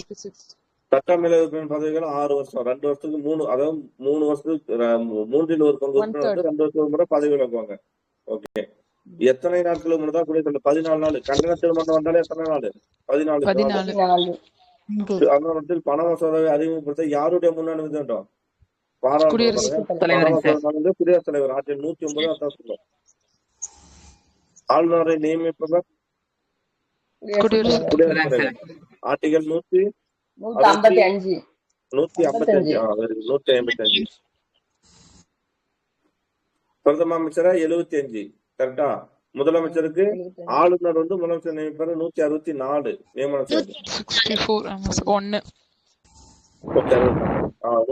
அவசர சட்டங்களை வெளியிடுபவர் வந்து அவசர சட்டங்களை வெளியிடுபவர் குடியரசுத் தலைவர். ஆளுநர் 213. ஓகேவா, ராஜ்யசபா என்பது பாராளுமன்றத்தின் அது கீழவை பார்த்தோம்னா இது மேலவை. மேலவை. சபாநாயகர் மாநிலங்களவை கூட்டங்களுக்கு தலைமை. மாநிலங்களவை கூட்டம் யார் வந்தோம்? கூட்டு கூட்டத்துக்கு தான் சபாநாயகர். மக்களவைக்கு சபாநாயகருக்கு. இது வந்து என்னன்னா மாநிலங்களவைக்கு வந்து யாரா வைஸ் பிரசிடென்ட். இந்தியா நாடாளுமன்றம் மீதவிலை கொண்ட ரைட்டு. கீழவையாக மக்களவையும் மேலவையா மாநிலவையும் 2 சரிதானே? சரியான விளக்கம். கீழ்கண்டவற்றில் ஒரு பண மசோதாவா இல்லையா என்பதை தீர்மானிக்கிறது யாரு? மக்களவை. ஆனா அறிமுகப்பட்டது யார்கிட்ட பர்மிஷன் வாங்கணும்? குடியரசுத் தலைவர் கிட்ட. 109. Okay, super. அவ்வளவுதான். குடியரசுத் தலைவர்கிட்ட பர்மிஷன் வாங்குறதுக்கு முன்னாடி அது முதல்ல பண மசோதாவை டிக்ளேர் பண்றது வந்து சபாநாயகர் சார். அதுக்கப்புறம் தான் அந்த மசோதாவை தூக்கிட்டு போய் குடியரசுத் தலைவர்கிட்ட பர்மிஷன் வாங்கிட்டு தான் கொண்டு சட்டசபையில கொண்டாந்து கொடுக்கணும். அந்த சபையில கொண்டாந்து கொடுக்கணுங்க சார். ஓகே, ஓரளவு எது முடிஞ்சு அப்படின்னு பார்த்தோம்னா இது முடிச்சு பாராளுமன்றம் முடிச்சு. அதாவது நம்ம ஆர்டிகல்ஸ் அதிகமா பார்க்கல, பட் நமக்கு தெரிஞ்ச அளவு ஓரளவு டேட்டா ஓகே தான். இந்த டேட்டாக்கள் ஓகே தான். சரிங்களா, அடுத்தது வந்து